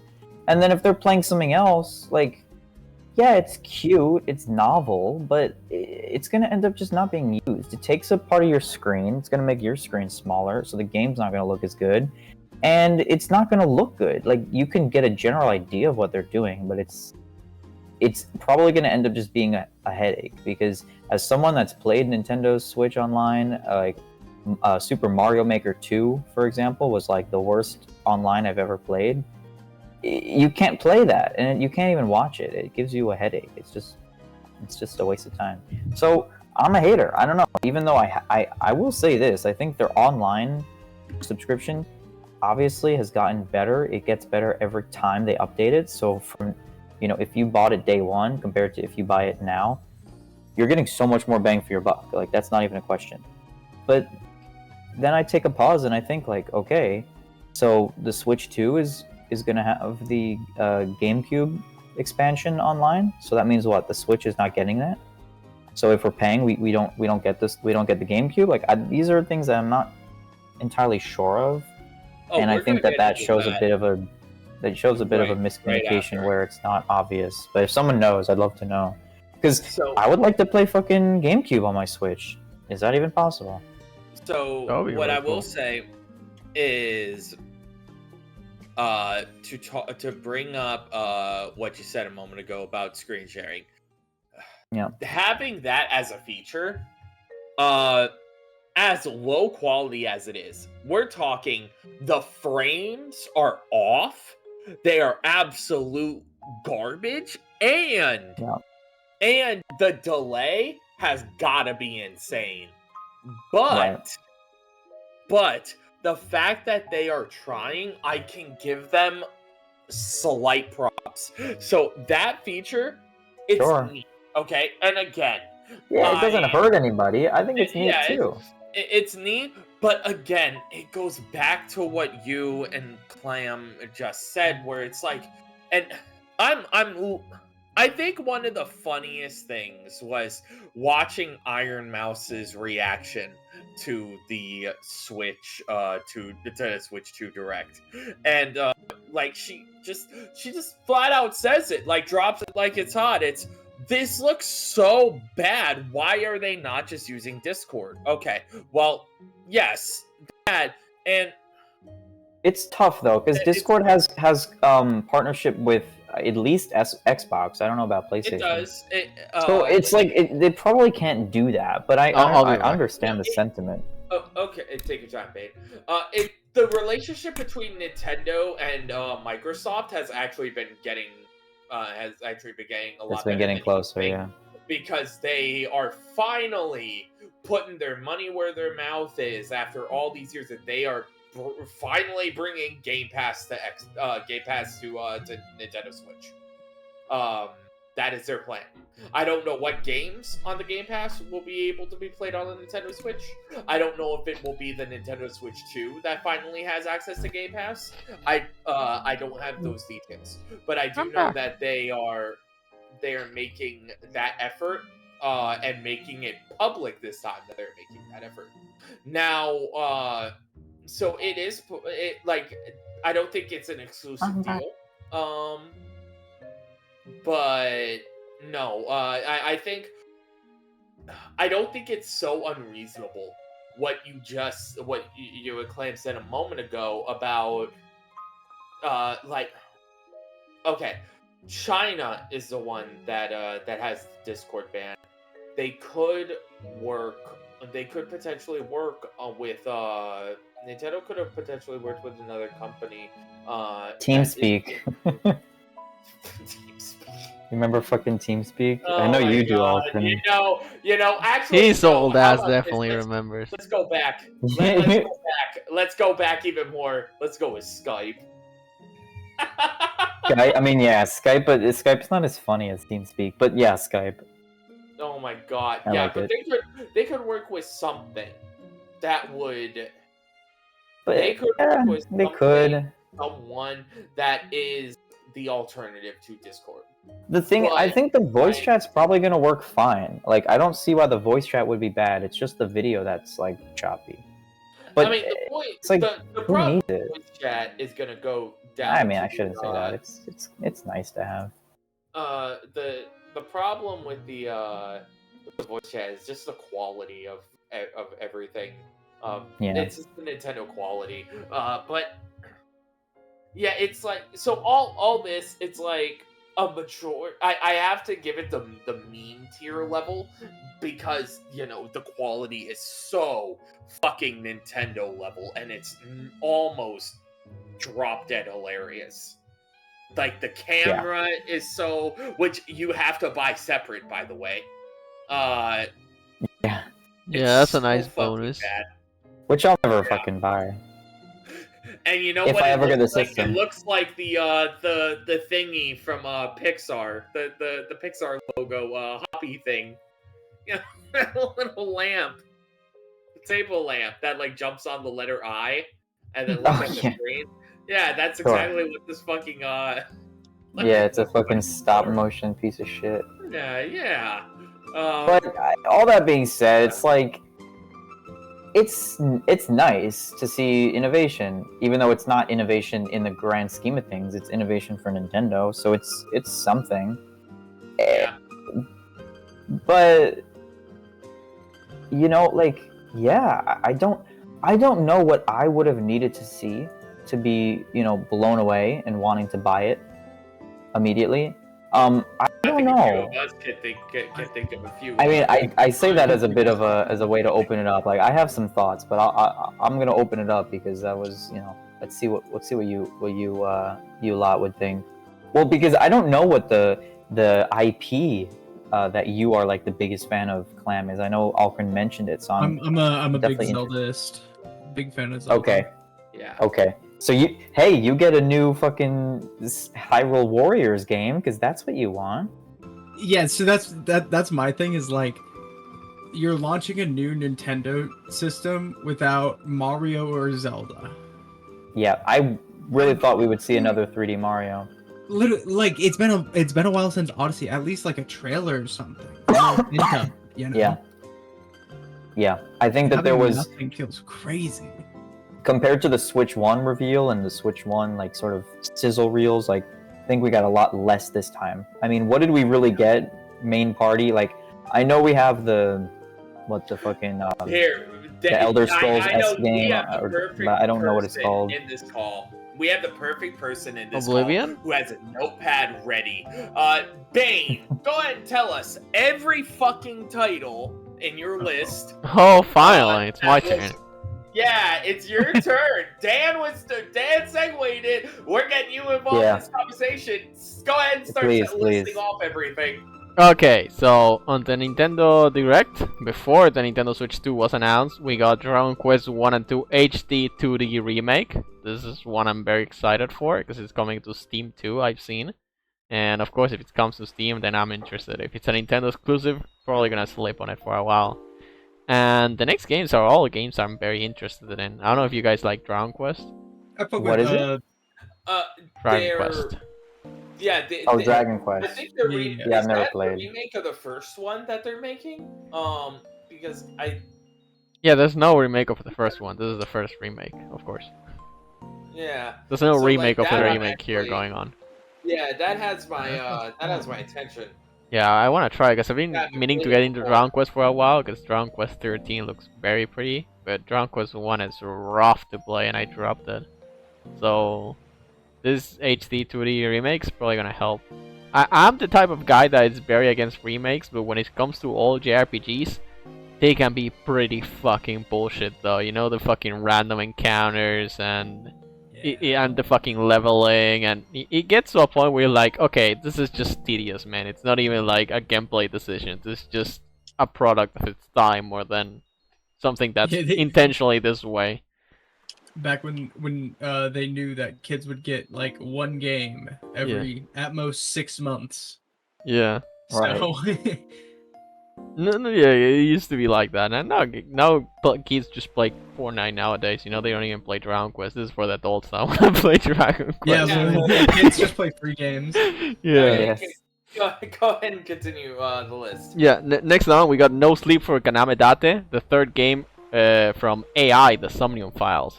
We don't support AI here except for this one.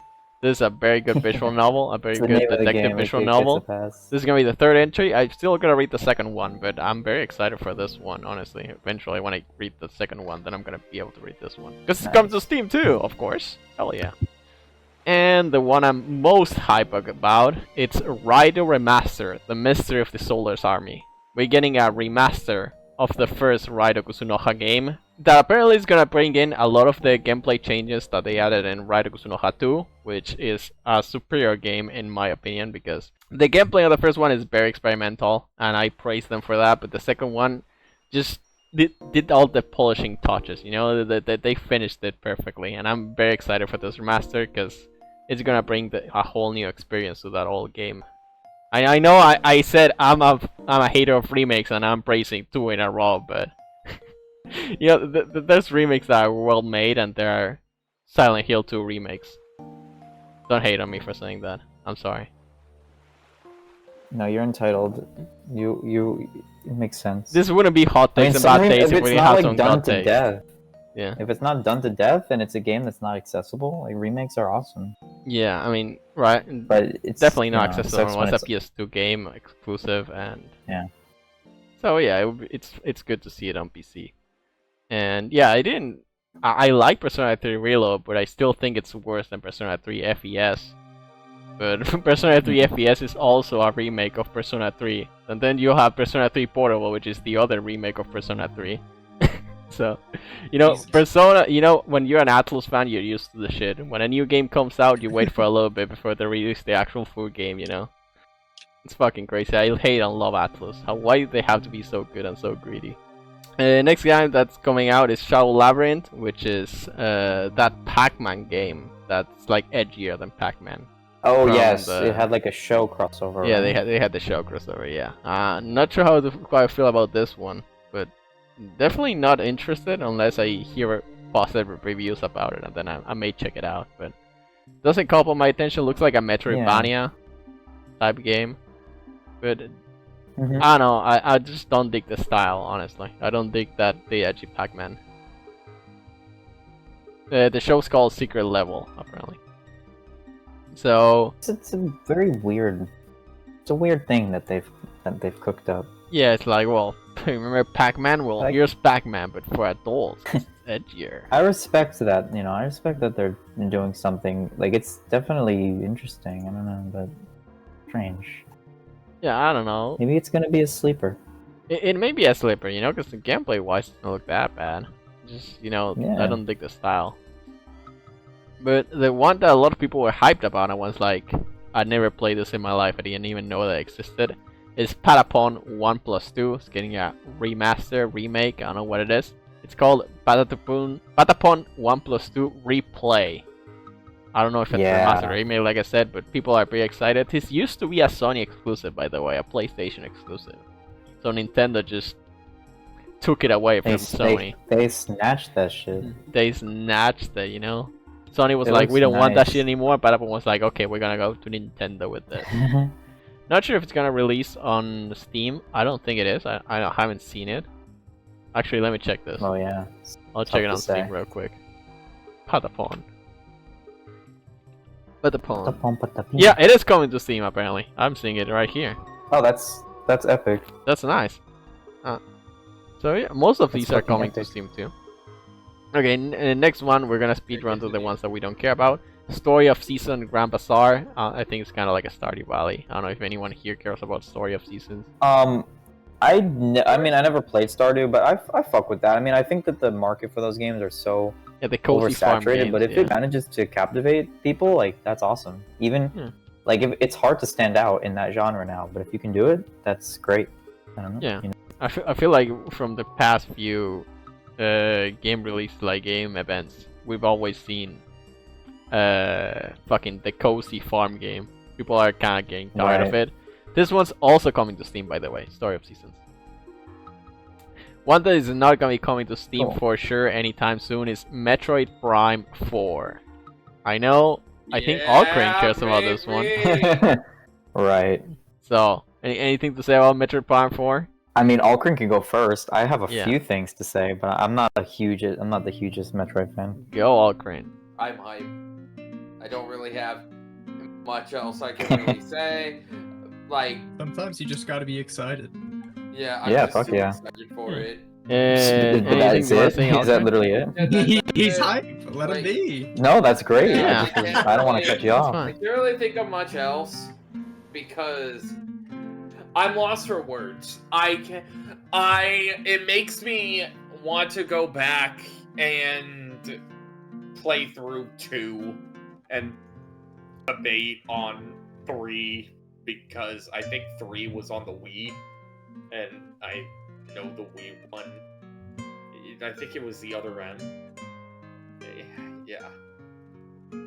That was an Mhm. experience. Okay. Whew. Well, Metroid Prime 4. continue. So Disney Villains Cruise Cafe, nothing to say about this one. Let's go to the next one. Witchbrook. Don't remember this one honestly. Oh, Witchbrook is by Chucklefish. I know that one. It's kind of like another, Stardew type of game. Gotcha. Cute. The Eternal Life of Yeah, it's by Goldman. the same people that made know what this is. Starbound. Oh, that could be good then. Eternal Life of Goldman looks Cuphead inspired. I don't know, probably people, if anyone watched the Nintendo Switch 2, you're gonna remember this one because it's Cuphead inspired. It looks like a cute platformer slash Metroidvania. It's basically Cuphead, but it has the same art style too of like all the cartoon animated. And it looks really cute actually. This one could be good, especially if you like Cuphead. I'm not huge on Cuphead, so but I can cute. appreciate the art. Okay, It is next. fun. Very fucking hard though. There you go, Eternal But, Life yeah, of I mean, Goldman. that's not saying anything new. Gradius Origins. I don't know what Gradius Origins is. Apparently, it's a whole franchise. Gradius. Oh, great. Oh, this is, Gradius like, a Galaga. Konami game. This is Galaga. Yeah. I only know this because Gradius is That actually a looks- Yu-Gi-Oh card as well. Oh, really? Yeah, nice. yeah. I There's a didn't know normal that. monster. Oh, yeah. Gradius. Is this like a crossover or something they made? I think it was literally just they're like, well, we have a card game now. We're gonna put our thing into a card game. Also, the same Because people? we Is own it it. Konami? Yeah. Konami makes Huh. Yu-Gi-Oh and Gradius. Gradius. Thank you. Yeah. Celebrating the There's actually 40th anniversary, so it's an old game. I mean, they Yeah. also did. Konami also did plenty of other games. Yeah, no, I mean, Konami is incredibly prolific. Yeah. Also, it's already out on. Never mind. I thought it was already out, but you can pre-purchase it on Steam. Gradius Origins. So if you like Galaga, you might like this one. It's a collection of classics. So it's not a remaster or anything. It's just they're releasing the games on PC. Yeah. So that's always nice to see. Next. Rift of the Necrodancer. That seems very hype because I really like Oh hell yeah! the other Necrodancer game, which Crypt of the Necrodancer. Not sure. That one It does seems look like they're fucking going good. more like the Guitar Hero style of like, oh, here are the things you gotta click on. You gotta like press keys on time. It could be hype. I think what made Crypt of the Necrodancer stand out though was the originality, right? It wasn't just a rhythm game. You also had to walk away on the crypt and you had to attack on the rhythm, you had to move on the rhythm. So from what I've seen on the trailer, it seems just like this Guitar Hero style, so I would like if it was more than that. I imagine there's gonna be something more than that, but yeah, whatever. Rift of the Necrodancer. Next one, Tamagotchi Plaza. Anyone want to talk about this one? Or I saw it. It looks funny. but I don't have anything to say about it. Yeah, it's Tamagotchi Plaza. You know, I'm sure It's a people fucking funny game. that there's a similar game to this one coming out that definitely blew Twitter up. That was not Tamagotchi Plaza. We're gonna talk about that one later. Then Pokemon Legends CA it didn't get announced, but Hmm. they showed some more gameplay of it. In my opinion, it still looks dog shit, but maybe I'm biased because Yeah, I've hated I every don't have- Pokemon thing that released after X and Y. I'm not gonna lie. Maybe it's my nostalgic glasses for this one, but I've always wanted to do like non-turn-based Pokemon battles. Oh hell no! You know that the thing I like about Pokemon is turn-based. I mean, I'm a sucker for Womp turn-based. So. womp, JRPG player, womp womp. God Yeah, damn it, you got it's- me. Yeah, for me Quite personally, different. Pokemon's like the only turn-based system I really rock with. I Yeah, it like happens to a going lot of people fast. for some reason. I like going fast. I like think punching it they punch. it's interesting, something to look into. Why do people like Pokemon so much compared to other JRPGs? It's not like you don't have to grind and level your Pokemons, because you definitely do have to do a bit of grinding before every gym, you know? Less so on the newer games because they get easier with every new entry, but... I don't know what aspect about Pokemon makes people like it. I think, in my opinion, maybe it's just that they actually haven't tried many other games and they're like, oh, whatever. Hear me out. Yeah. How many JRPGs have 151 different characters that you can build your team with? I mean, I guess Like, that's a off fair rip. point, yeah.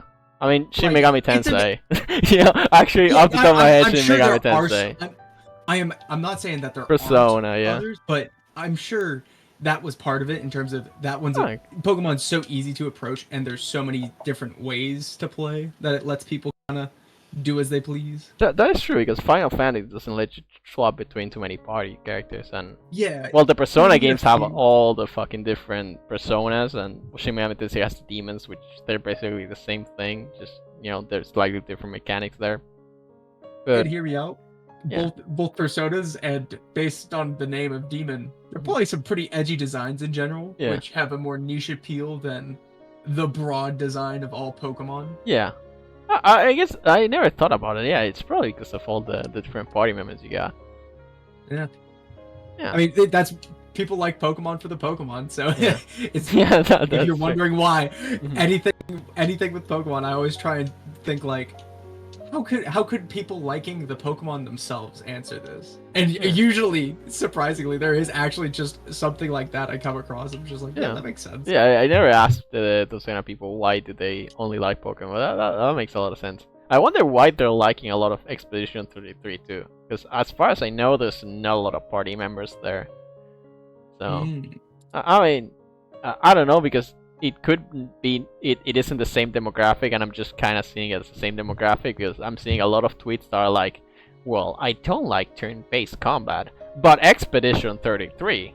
I'm seeing a lot of those types of tweets. I'm saying, oh, probably the same Gotcha. type of people, but whatever. Yeah. Pokemon Legends CA. You know why I'm hyped about this one? Not because of the actual game, which I'm probably not gonna play until a while after, until we figure out like switch to emulation or something like that. I'm Mhm. hyped because this probably means we're gonna get a Gen 9 OU format with Mega Evolutions. And that's Oh, what I'm there you hyped go, yeah, about. Yeah, Pokemon Showdown, we're gonna get Mega Evolutions back. We're gonna get a ton of new Mega I Evolutions. wonder how long it'll take until Pokerogue updates their Pokédex Oh yeah. with the new ZA forms when that game. I mean, you drops. can So, Terra in that uh, game, right? But you can Mega? Yes, you can. You can Terra in Pokemon? You didn't know that. Yeah. I didn't Yeah. get to that Interesting. part. So you can Mega? No, you have to get the Terra Orb Oh. first, and you get that after defeating your rival on floor 95. 95. Okay, But bro. then That if makes you sense. That's crazy. But if you lose that run, then the next run you go on, You do not you have won't Terra. you won't have the orb. So you have How to about get it Megas, Hidden Powers, C moves? Are those in the game? Z moves, Z moves I don't think are in the game. Megas are in the game, so are Dynamax. Oh, okay. No C moves though. Sad. Okay. I I want to be excited for the Pokemon game. I'm not currently. Mhm. I am excited to see the new forms as always. Yeah. I'm excited to see the new cards. That's always exciting. Seeing what they do with Pokemon Go, because I still play that. So if they have the new Megas in Pokemon Go, that'll be fun. But like, yeah, And I the can't say I'm TCG, right? excited. You like the card game too? Do they have? Do you think they're gonna put the Yeah. Megas in there too? It would be awesome if they put. Well, they have Megas in the TCG already, Mhm. and they're gonna like make a new set. They already showed off some of them, but like, it would be cool if they put Megas in Pokemon Pocket. I think that they would at some point, but we might not see it yet. It might be too early. I think I don't just know. the smartest thing with this kind of thing is like just like Legends of Frontera used to do. You know, you get a new champion, you put it on Legends of Frontera, you put it on League of Legends. Of Yeah. course, it's the main game, and you put it in TFT. You know, you try to promote it through all your games. I think that's the smart thing to you know. You release Pokemon Legends CA, you get mega moves into the your TCG and Pocket game too, But just to So cross Just- promote it. what's our next game? hmm yeah, for sure, So- Pokemon. You said Pokemon ZA. What's our next game? It's Rhythm Heaven Groove. It's a new Rhythm Heaven game. Rhythm Heaven. That's game. pretty I hype. love rhythm games. Yeah, I'm hyped for that one as well. Yeah, you're That's probably not gonna definitely, get to like- play it for a while, but Something that is going to use the gimmick of the controllers really You well, I guys would say. would be rhythm game players. maybe we buy Yeah. that. I'm not great at them, but I like them. Then we got Saga Frontier 2 Remaster. Apparently, Saga is a saga of video games, and this is the first one coming to PC, I think. Whatever, Saga. Yeah, probably gonna check out the JRPG because it's a JRPG, so I'm gonna like it probably. Monument Valley 1, 2, and 3. Don't know what this is. It's coming to mobile devices. Everybody golf shots, whatever. Marvel Cosmic Invention, a Marvel beat 'em up. I don't know if anyone has anything to say about this. That one actually looks great. I love the art style on that. Yeah, it looks cute. I haven't seen They a beat 'em recently made up a game remake of like a in Ninja Turtles forever. beat 'em up. So Yeah, cool. beat 'em up games are. You know, it's the kind of genre you're like, damn, this still exists. Yeah, it's No, why that's a I'm bad surprised thing. they never remade the Simpsons one. Like, if they made an HD Simpsons one, dude. Dude, I didn't know that was a thing. You know, a new Yeah, dude, Streets the of Simpsons Fury in arcade cabinet is 2025. like one of my favorites. Imagine. If it ever happens, yeah. I think I'll there's be not there. much of a market for Streets of Fury. But right, Tomodachi Life. This one broke the Twitter. Yes. This one's going Everyone crazy. blew the fuck up over Yeah. this. Tomodachi It's It's an Life. exciting one. Don't forget. Mhm. Wait, it might come to the Switch one. I'm not sure. I don't know We'd have to fact check that. It says, look forward to learning more about that in Tomodachi Life Living the Dream. So we can't say much about it. Yeah, I don't know. So, yeah, no. Okay, so that's it Not for sure the right Nintendo Direct. Now for the Nintendo Switch 2 Direct announcement. So, of course, we got Mario Kart World. We got Donkey Kong Bonanza. You have anything to say about Donkey Kong Bonanza? Originally, like when I first saw the Donkey Kong Bonanza redesign, I did not vibe with it whatsoever, and I thought it was too goofy. And then I watched the trailer again, and I sat back and thought on how much the redesign fits our baby boy, and I think you know what, I'm The game into it. is amazing. Yeah. My thoughts I do are think it too. Funky Monkey. Hell Yeah. yeah. He's more Yeah. monkey Step than one, all the- Boonga. Step two, Boonga. So, it looks cute. So I know that because of rumors and leaks, like we knew that the Mario Odyssey team had been working on a DK game for so long, and it was mentioned so many times, but no one knew anything about it. As soon as you see those first few frames, I mean, I thought it was Odyssey or some other sequel. And when I think you could first see some sort of banana, and I'm like, oh shit, so this is that. Yeah, I didn't I think know it looks that. really fun. I think, there's going to be hopefully an interesting story, as these games typically have, something going on. And it seems like, Cranky Kong is going to be around, probably Diddy Kong and Dixie Kong. So maybe we'll have the extended Kong family back in HD, and like perhaps they lost their memory. I think that those are what like the theories are going around, is that you have to sort of like bring them back and remind them who they are or something like that. And we don't know a lot of the story. We don't really know what the big bad is, so I think that's a good thing. But it does look really good. I'm definitely excited for that, and it's gonna be something that I would like to play, but I don't really know when I'll get the chance. Yeah, I don't know. We need to It play looks, along with the definitely Switch looks 2 nice. for a while. Yeah. There's no extra info here, so. Then we got Kirby Air Riders, a new racing game. Yeah, the Oh yeah, can't believe they did that. a remake of the OG, or it's either a remake or continuation of the OG. It says it's a new Yeah, I title. don't know. It wasn't here. very clear. It's a here. Yes, This website Kirby Air says Riders already IGN existed. says it's a new title. Oh, so yeah, Okay. it's a continuation. That's pretty cool. I mean, I'll be honest.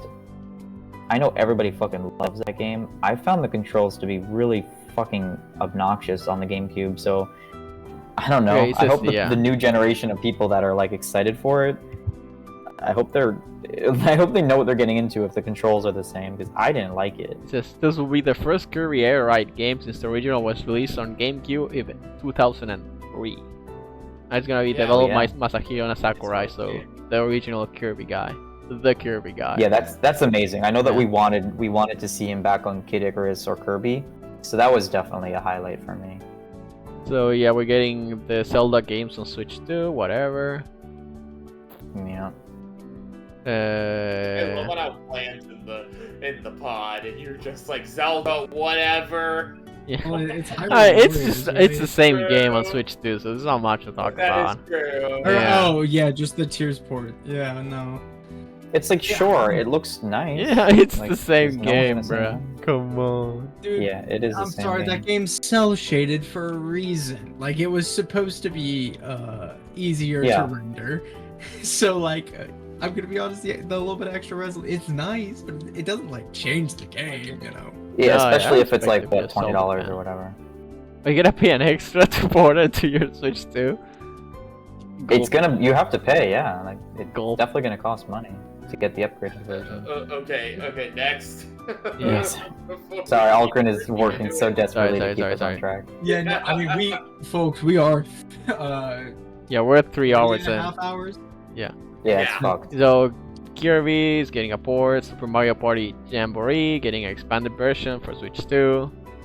Pokemon Legends CA is gonna run better than Scarlet and Violet, thank God. Dragon Drive is the game where you're in a wheelchair, and it's like Rocket League, but you're in a wheelchair. I don't know Yeah. if you guys remember that. Nintendo GameCube yeah, I remember games that are one. coming exclusively to Switch 2 via Nintendo Switch Online. That's awesome. I like some Okay, retroactability. I like playing older games. The Dusk Bloods. Yeah, but Switch 2 only, boo. Yeah, the Dusk Bloods, Sorry a to new From interrupt. Software game. That's awesome. New From Software game. I don't think it's coming to PC even. So that's gonna be interesting seeing a Switch game on. Sorry, a Yeah. From Software game exclusive to the Switch. Dude, they're stealing everything from Sony, man. They don't even give a fuck. These Sony guys. They're just like, yeah, just take every game from me. I don't even care, you know. Take whatever. You wanna publish the new fucking Dark Souls? Do that too. Elden Rings getting a Switch 2 version. Hyrule Warriors: Age of Imprisonment is a new game that's gonna be a I think that's a prequel. new Hyrule Yeah. Warriors, yeah.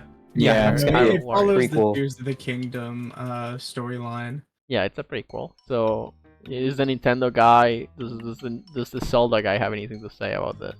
So here's my thought. Well, so it's not really it's sort of a prequel for Tears of the Kingdom, but technically the first game is still chronologically first. Uh huh. Hyrule Warriors at large is just kind of like Zelda What If. It's let's take all the characters that everybody knows the name of, and give them a big sword and let them beat up a billion bokoblins at once. Literally, it's a full-on Dynasty Warriors type. Well, Yeah. And like, it's pretty fun. It's got some fun character moments, but it's nothing that like gets me all excited, you know. yeah, gotcha. Okay. You I do know- like seeing all the special moves and the animations, definitely. Oh yeah. The game is visually stunning. Yeah. It's just But it's I don't care for the gameplay. So I'm Deltarune fine also with got it. announced. Incredible. Hell We yes. got Deltarune I need and to replay Silksong the first and announced. second. That is crazy. I was Awesome. about to bring up Excited. Silksong. I'm like, Yeah. didn't you guys also get Silksong finally? We also Oh get yeah, Silksong. that means that It's Bane true. owes literally. Don't remind them. No, I am reminding. Oh yeah, you. remind me. The You one comment time. down below. Comment down below, and that Bane owes you Absolutely. rent. Bane, you better get Dude, to some life. The one time I tweet, Okay. by the way, if Oh. Silksong gets announced, I'm buying it to everyone. That's the one It time was it gets amazing. fucking announced. That is crazy. Yeah, you need It to was the best start. thing ever. You need to start shelling out. So. Hardcore. next. And that's it. That's it. Okay. Now According to I'm this gonna website, take, that's it. I'm gonna take this stage because we were immediately after that, after a bunch of these reveals, we were revealed the Nintendo GameCube. It's part of the expansion pass, and the Nintendo Classics is basically their emulator. Yeah. So we had F-Zero, Zelda, Wind Waker, and Soul Calibur, yeah. 2, Soul confirmed to be at launch of this for this little system. They also confirmed a list of games coming out.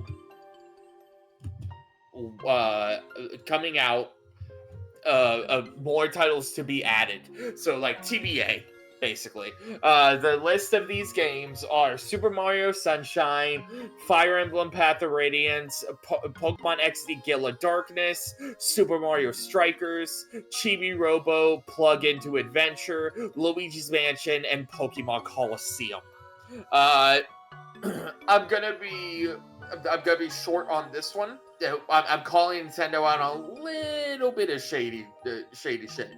Who here in this call remembers the Super Mario Anniversary collection they dropped on Switch that had Super Mario 64, Yep. Super Mario Sunshine, and Super Mario Galaxy? Dan Oh, yeah. remembers it. I do recall. Clam remembers it. So what it was a game that they made for some ungodly reason. Now we know, limited time. So I picked up the Super Mario collection, and I'm thankful I did because they took it eventually off shelves, and you couldn't get it anymore from the store, the digital store, and all that shit. But they did add Super Mario 64 to the Nintendo online expansion pass for the N64 emulator. Now, what it's I think they had either they had like a collection thing that came with both Mario Galaxies or something on whether it was a Switch or it was the Wii U. But regardless, the Super Mario Galaxy is released at a time where it's really not that hard to go find an emulation for, and I mean, it's not hard to find an emulation for either of the games, so I think it would be easier to find emulation for both of the Galaxy games. I can confirm it's easier. Yeah, but Sunshine, I don't know. It just it just rubbed me the wrong way that you gave you gave Sunshine one of your most notable titles in all of Yeah. Nintendo history. Like you dangled it like a carrot in front of everybody, and then you took it the fuck away. And it's kind of a fucking red flag that this is why you did it, was that you took it away, so then all these years later when you drop the Switch 2 and you have these Nintendo classics where you have your official emulator, it's like, oh yeah, here's a Super Mario Sunshine, by the way. So to any of you sorry losers who didn't have the money to pick up the collection at the time, well, here you go, you can now buy a subscription fee and then play it for as long as you pay the subscription. It's like, no, motherfucker, well, you shouldn't have taken it off the shelves to begin with. True. Like, Yeah, that and just- you know, Nintendo No, is go on. absolutely no stranger to predatory practices. Okay, yeah, like, but that for some reason, that Super Mario collection, the fact that they took it off shelves, and like, I don't recall it being like advertised as limited time. I could definitely be wrong. Maybe I missed the advertisement, but I just remember it being announced, like, and it dropping and then getting it. But I don't remember anywhere where it was like dropped and announced, hey, this is limited time only. So like, I don't know, it gets under my skin a bit. Just that. And again, it's like, why does, I don't have an answer for why, because like, again, Nintendo is no stranger to predatory practices. I could probably be up their ass about every other predatory practice, but yeah. But the one thing I could be even more pissed off at is that to bring up something Dan was talking about earlier, it's not going to be available on the Nintendo Switch Online expansion pack. You have to get the expansion pack plus. So all of us who have our Nintendo Switch Online expansion pack or whatever, we have to update our membership to something that they are going to have once a Switch 2 drops. yeah, which is fucked up because we've already upgraded our membership. Like we had to get the for the Game Boy games, was it? Yeah, for all of the previous emulators. Like we had to upgrade twice to get the N64. Like, no, you had the Nintendo Switch Online, and then you had the Nintendo Switch Online Plus expansion pack, and the expansion pack came with all the access to all the emulators. And then when they added new ones, they gave us access to it. But this is the first time it's like that we're upgrading to like the mystery third option that they're pulling out of their ass. And I should be more pissed off about that, but I'm not, because for some reason I'm more pissed off at the fact that they did what they did with Super Mario Sunshine, and I don't think I can put it into words. No, it's very stupid. It's just a stupid business decision. To have, like, I think the last thing I'm gonna harp on, and this is where I definitely 100% expect Clam to kind of pop out from hiding and be like, whoa there, okay? I don't fucking understand why Nintendo is so obsessed with throwing a gimmick on every one of their fucking consoles. I don't get it. I really don't get it. Like, the Switch was somewhat understandable. You have the dock, and then you take it off, and it's a tablet. That was okay. But holy fuck, they are bringing back motion controls. If there is one thing I hate in this industry, more is innovation, than apparently.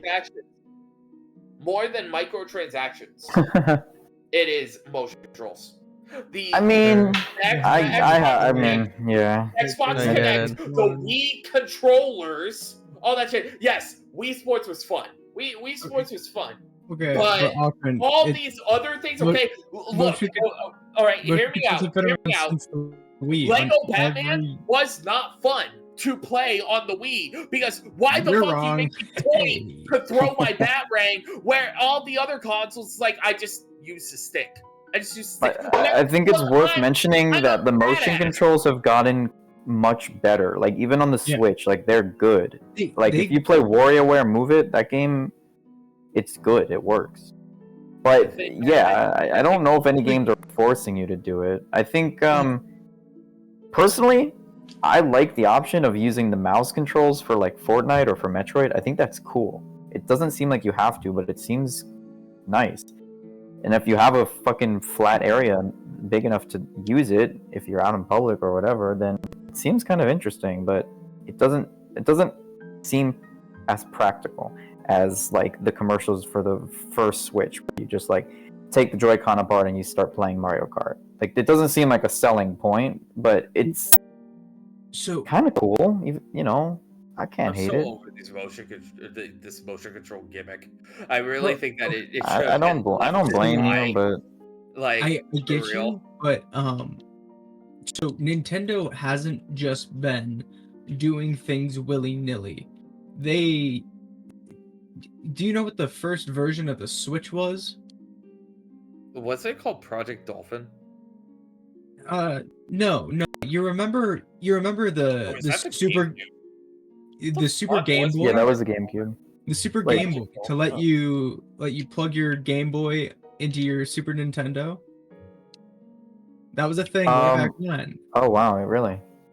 Yeah, I might be mixing up consoles, but like there I mean, have been variations One of plug the in the Game Boy Advanced into Yeah, your GameCube. I knew about that. Game Boy. You I could heard also about do the Game Boy. You had to do some Game Boy thing with the Nintendo 64. okay. I What think that I'm was I'm really remembering cool might have stuff. just been getting them mixed up, but like the idea of plugging in your handheld console to essentially a dock to play it on your TV is not new for Nintendo. Yeah. They've just Right. only I mean, even people said, oh, the Switch is just better Wii U. Well, they've been clearly wanting to merge handheld and home consoles forever. Right. Like that's been their thing. And alongside that, they seem to think that motion controls are the way to get anybody to be able to pick up a game, because instead of, oh, you push this button and push that button and do this and do that, it's you flick your wrist. Hey, look at me, do this, and you do the action, and they know it. And while that theory doesn't hold as true at large, I would certainly agree. I think it has worked out for them in the long run, right? And they're only going to want to innovate on that thing. Man, I'm getting super tired. I'm just all fucking. Yeah, it's late. I'm not even sure if that was coherent. Was that coherent? Did that make sense? Yes.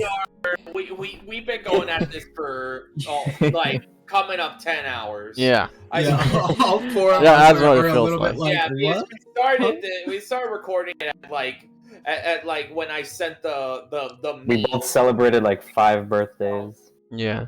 No, but a lot had to be said. A lot had to be said. And Yeah. A lot about of the things have Switch and to all be said. these. Yeah. And this is where we're gonna segue into my final thing. Sure, please. Please. Okay. I'm dying. Yes. No, no. Yeah, you're dying. Oh. Yeah, go for it. Okay, so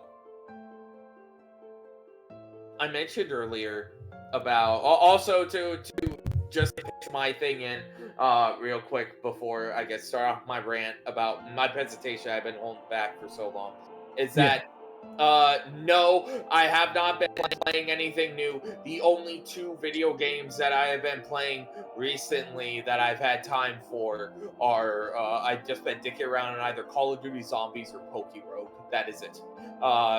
Maybe something soon will spice up that mix, or maybe I'll have to wait like another month or so. Who knows? Who the fuck knows? But something I wanted to touch up on, and I will try to make it as short as possible.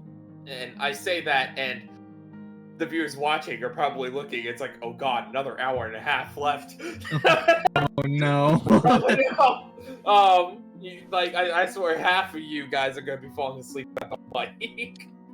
But I genuinely feel like that since 2020, video games have been on a massive decline, and that shows when I'm looking back at the history of games that appeals to me, that like stands out and like, you know, got my attention, and that I could be like, oh hell yeah, I had a great time with that, or something along those lines. There's quite a few indie games, a few AAA, but I remember years and years ago where I could go years where multiple AAA games would drop, and like I was excited for every bit. Like, let's take 2025, we're going to skip to it.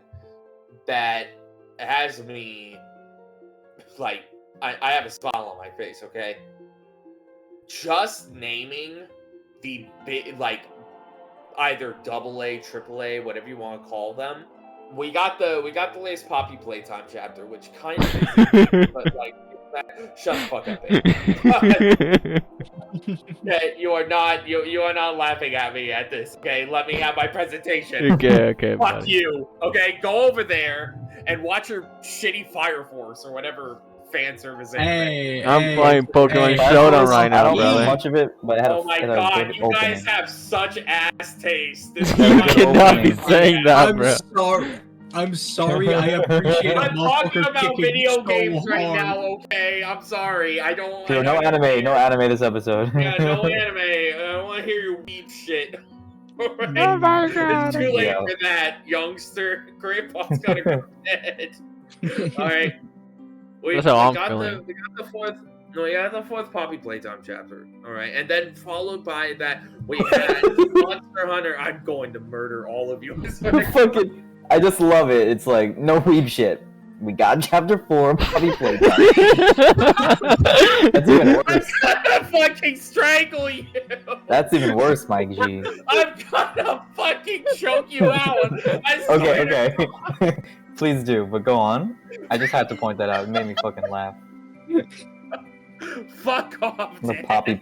Poppy Playtime is such a fucking meme, but I know. It is not a meme. You're thinking of Garden of Band Band. They're both Well, memes, that's bro. definitely a meme. No, they are not They're both both- memes, you They're the dipshit. same, bro. I thought they were the same I'm game. I'm going to kill everyone. They look the Alright. same, Nah, man. They're the fucking This is same. how the Nah. Ultimate podcast, and there's like only 2 viewers, and one of them is myself, and the other one's okay. No, the other one is me editing Nah, it. please. Please continue. You have the floor. And oh, that's right. I have 3 All you, viewers. baby. Another one is Sasha, my dog. Then we had Monster Hunter Wilds, which still I label is definitely better than most games that have released over what 2-3 years, maybe. Like Monster Hunter Wilds, despite the optimization issues, which, by the way, only PC is suffering from. For once, the console peasants are taking a W. And you And know what? That's fair. With the nuance, this is the first Monster Hunter game to launch on PC. Mm-hmm. Like to launch. This is to launch on PC at the same time. Yeah. Not defending Yes. the corpo, a little bit of leniency for the developers. Yeah. Usually they make the PC players wait like a year or half a year before getting their port for Monster Hunter and such. It's yeah. We then have like you know what? I already brought up Poppy Playtime, so I think we're done with the with staying with the with just AA and AAA. We got Repo. No one saw that shit coming. Yeah. That came out of left field, and it is still one of the I can't believe funniest it. party games. It blew And we the still fuck haven't up played on it, Twitch. bro. It blew so hard up on I mean, Twitch. I played it quite a few times. But we haven't played it I need to play it with together, you guys. man. That's Yeah, we fucked need to- up. We definitely Need need to to play all it. play it together. Rupo episode. We have 100 line Defense Academy that dropped. Yeah. We have the upcoming. I have Killing Floor 3, and we have Borderlands 4. We still have State of Decay, which I'm getting concerned if it's gonna release this year. And we got the next Dark Pictures game. All these options, along with various other indie games that are gonna pop up before for the next 6.5 to 7 months in this year. 2025 fucking blew everything in the past 5 years out of the water for me. Holy fuck. Like, this year is stacked. Everything else, either I genuinely could not give a fuck about. Like, I'm sorry. Here, I'm gonna single myself out. I don't give a fuck about Marvel Rivals. I don't fucking care Yo, what about do you say about hero that? shooters. I don't It's care fun, but about I'll hero tell you, shooters. man. Like, It's a hero I genuinely shooter. don't care. It's Like- a hero shooter. That genre is just overrated as fuck. That's fair. What do you mean overrated, bro? Everyone hating that shit. Overwatch is like the main face for it, and then everything's like an Overwatch clone. And then everything Mhm. sucks because it's an Overwatch clone, and then no one likes. Like, I don't know how there's so many hero shooters when There are so many no of one them, yeah. likes playing them. Like Mario Rivals was a they hit out had of a nowhere. great one called Concord. True. Anywho, we're going all the way back to 2020. Okay. Now this one, 2020 and 2021, I'm going to give some leniency to because a lot of shit got delayed due to a horrifying event. Okay, so 2020, the games in 2020 that were released, starting off with something I just want on record. I am not letting this go into a rant, and I am like, I didn't want to put it on here, but I'd be dishonest to myself if I did not say that there was a time in my life where I enjoyed this. 2020 starting out, I have Legends of Runeterra. Yeah. love Legends of Runeterra. Shut up. No, you don't. You're a sellout. Okay, they own you. You are Bane from Arcane. All right, that's the only That's reason my why you name. say anything positive about it. Is that because by law you cannot say anything negative about it. So Dan and I shit on it in your place. Come on, That'll be man. I'm pretty royalty. sure we all love LOR here still. Even if we That we just game's wish it dead was and it good. can roll in its fucking grave. I love the game, but it's dead, yeah. It is dead. Next, we had Streets of Rage 4, which was a very interesting callback to classics because Streets of Rage and Dan, you remember when we played Streets of Rage on, Yes. on the sake of it? We kept on kicking each other out of nowhere. Yeah, dude, we were getting our fucking Nintendo subscription dollars worth, and we were kicking the shit out of each other with the. It was like not. It wasn't bad connection, but it wasn't No. great. Oh, It was yeah. It was Next, fine. next, and oh my god, here come the meme lords. I have Fall Guys next. Yo, no memes. I love Fall Guys. I love Fall Guys, Guys. Fall Guys is so fun. Shut up, Bane. No, that was me. I know, That's Bane even- started it. He provoked me, yeah. Yeah, they Bane provoked me, provoked you. Fall Guys Not bad. itself, while it definitely was not meant to be the game that you grind every day. Yeah. Like, it's a fun party game to pop is. open with friends from time to time. Shut up. You hear now we're gonna see a reoccurring. This is the first time that we're going to see a reoccurring face I love in Fall this Guys. list. We got Jackbox Party 7. This is not the last time we're gonna see Jackbox on this list. It's a reoccurring for every year. So I'm not saying on Jackbox. This is fun. I don't know what to tell you guys. Jackbox It is is fun. fun. Yeah. I own the first 4, but I don't know about all the modern ones. All right. So,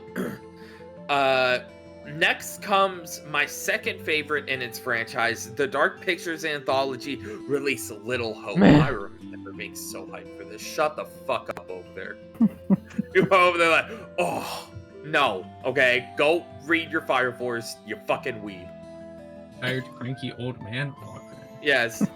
Very cranky. Okay. Cranky old man. Lastly, there's only one more game I could give 2020, and Oh. that's Bug Snacks. Oh, we Two bug with games. snacks, baby.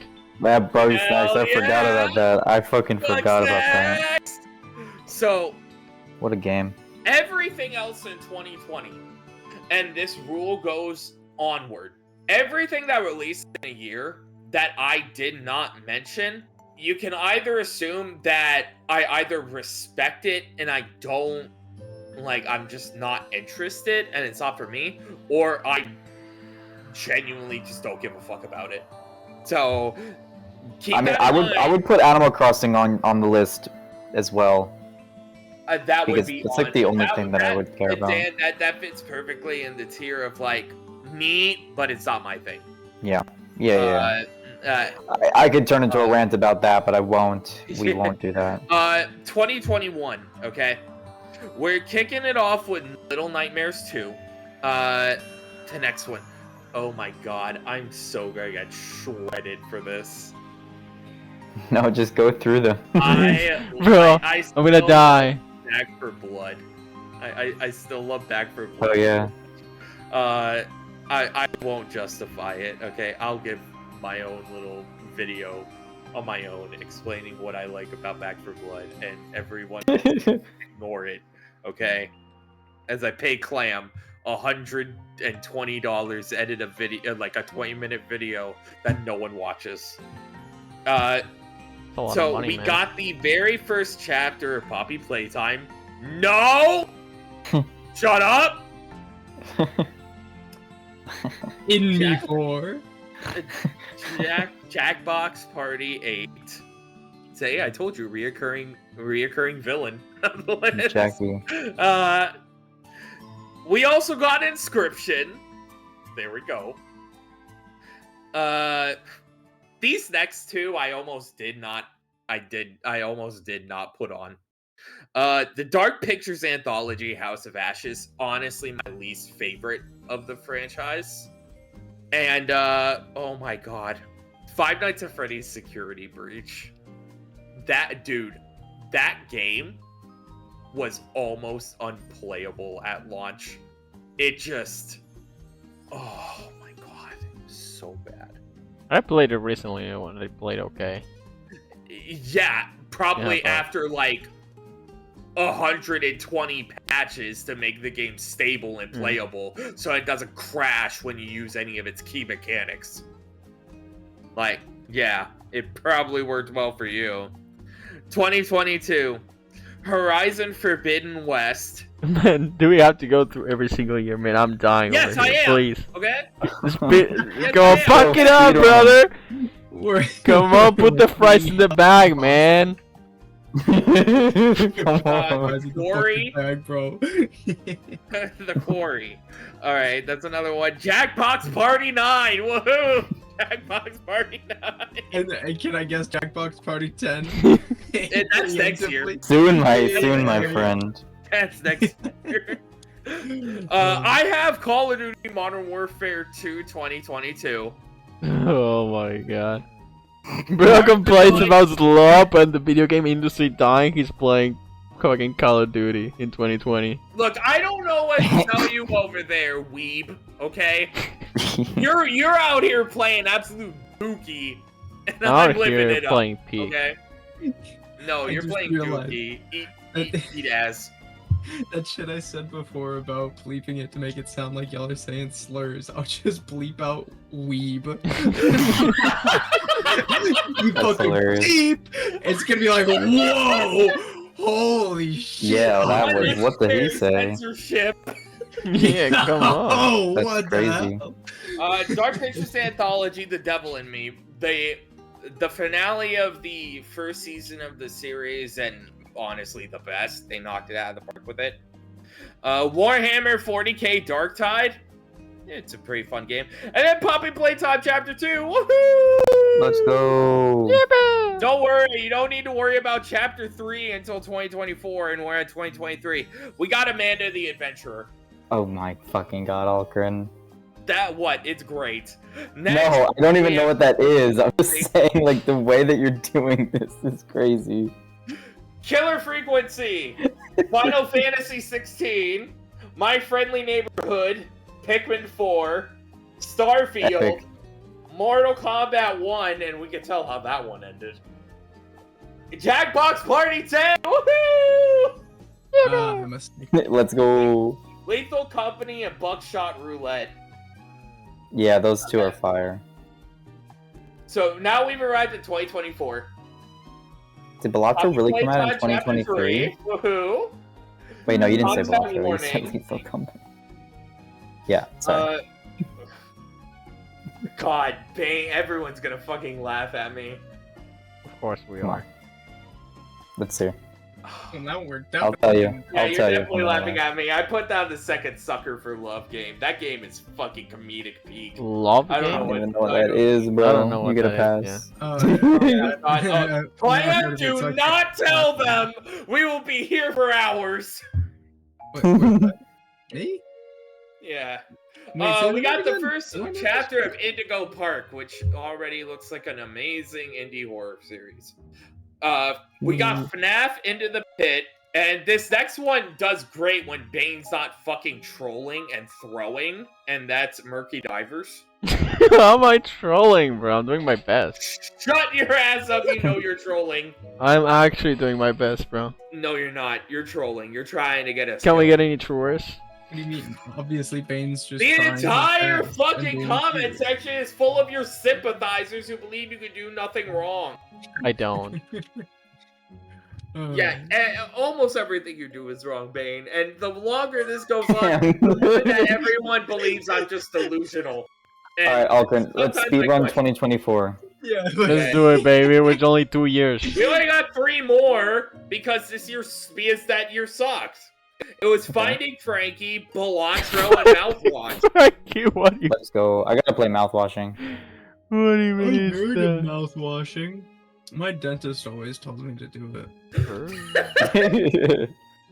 That's a good idea. Fuck No. finding. Oh watch my it, god. baby. I know. Guys, You do should- not Google Finding Frankie. I swear it's not slop, bro. I swear. Do not Google it. Wait, no. Bane, I saw Jonah play Finding that Frankie game. is the fucking parkour horror game. I love that fucking game. I watched Jonah Oh, play no. it. Wait, no, not Wait, Finding Yeah, Frankie. and the Bane's out here calling it slop because they have absolute shit taste in everything. No, that's not what Sorry. it's called. It was called, I'll tell you in a second. Keep talking. No, that's it. Okay. Oh, that's it? So That's it?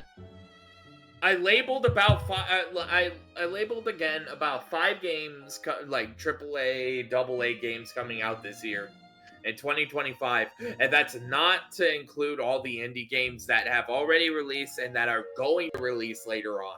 I think I do believe that 2025 has blown all 4 of the previous years out of the water.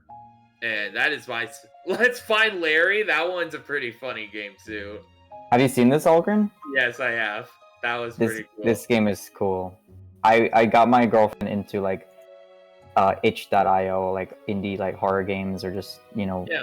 experience and yeah, it's fun time.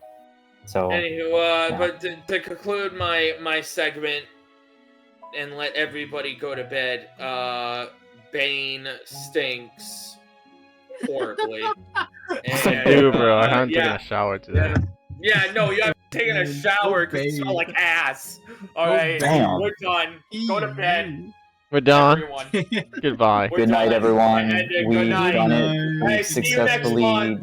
did such all of fun, the everyone. discourse ever about video games. No more Yes. S has to be said about video games. No, Why no one do needs to you talk do about or games don't? anymore. Buy We the actually Switch 2, give us your money, buy our tech demos, buy our controllers, buy our cameras, and subscribe to the Patreon. Oh, and to the channel maybe too. That'd be cool. Yeah, Yeah. if you want. Yeah, you could do Yeah, that. Mostly the That'd be Patreon. cool. That's where we You get don't paid. have to. but Yeah, you that's like could. super secondary. The Patreon is mandatory though. Yeah, the Patreon that doesn't exist. Yeah, no, give me your $5. The Patreon is I just hit a link to my PayPal. Oh, Yeah, that's guys. genius. It's That's the very Patreon. smart. Yeah, so you can choose your own tier. However much you pay me, you'll get a personalized amount. The personalized reward is me blocking them. Oh, that's a good Get a idea. business here. I'm cooking. I'm chefing. Yeah, you are. All right. Well, any other final words? Parting goodbyes? Bye bye, everyone.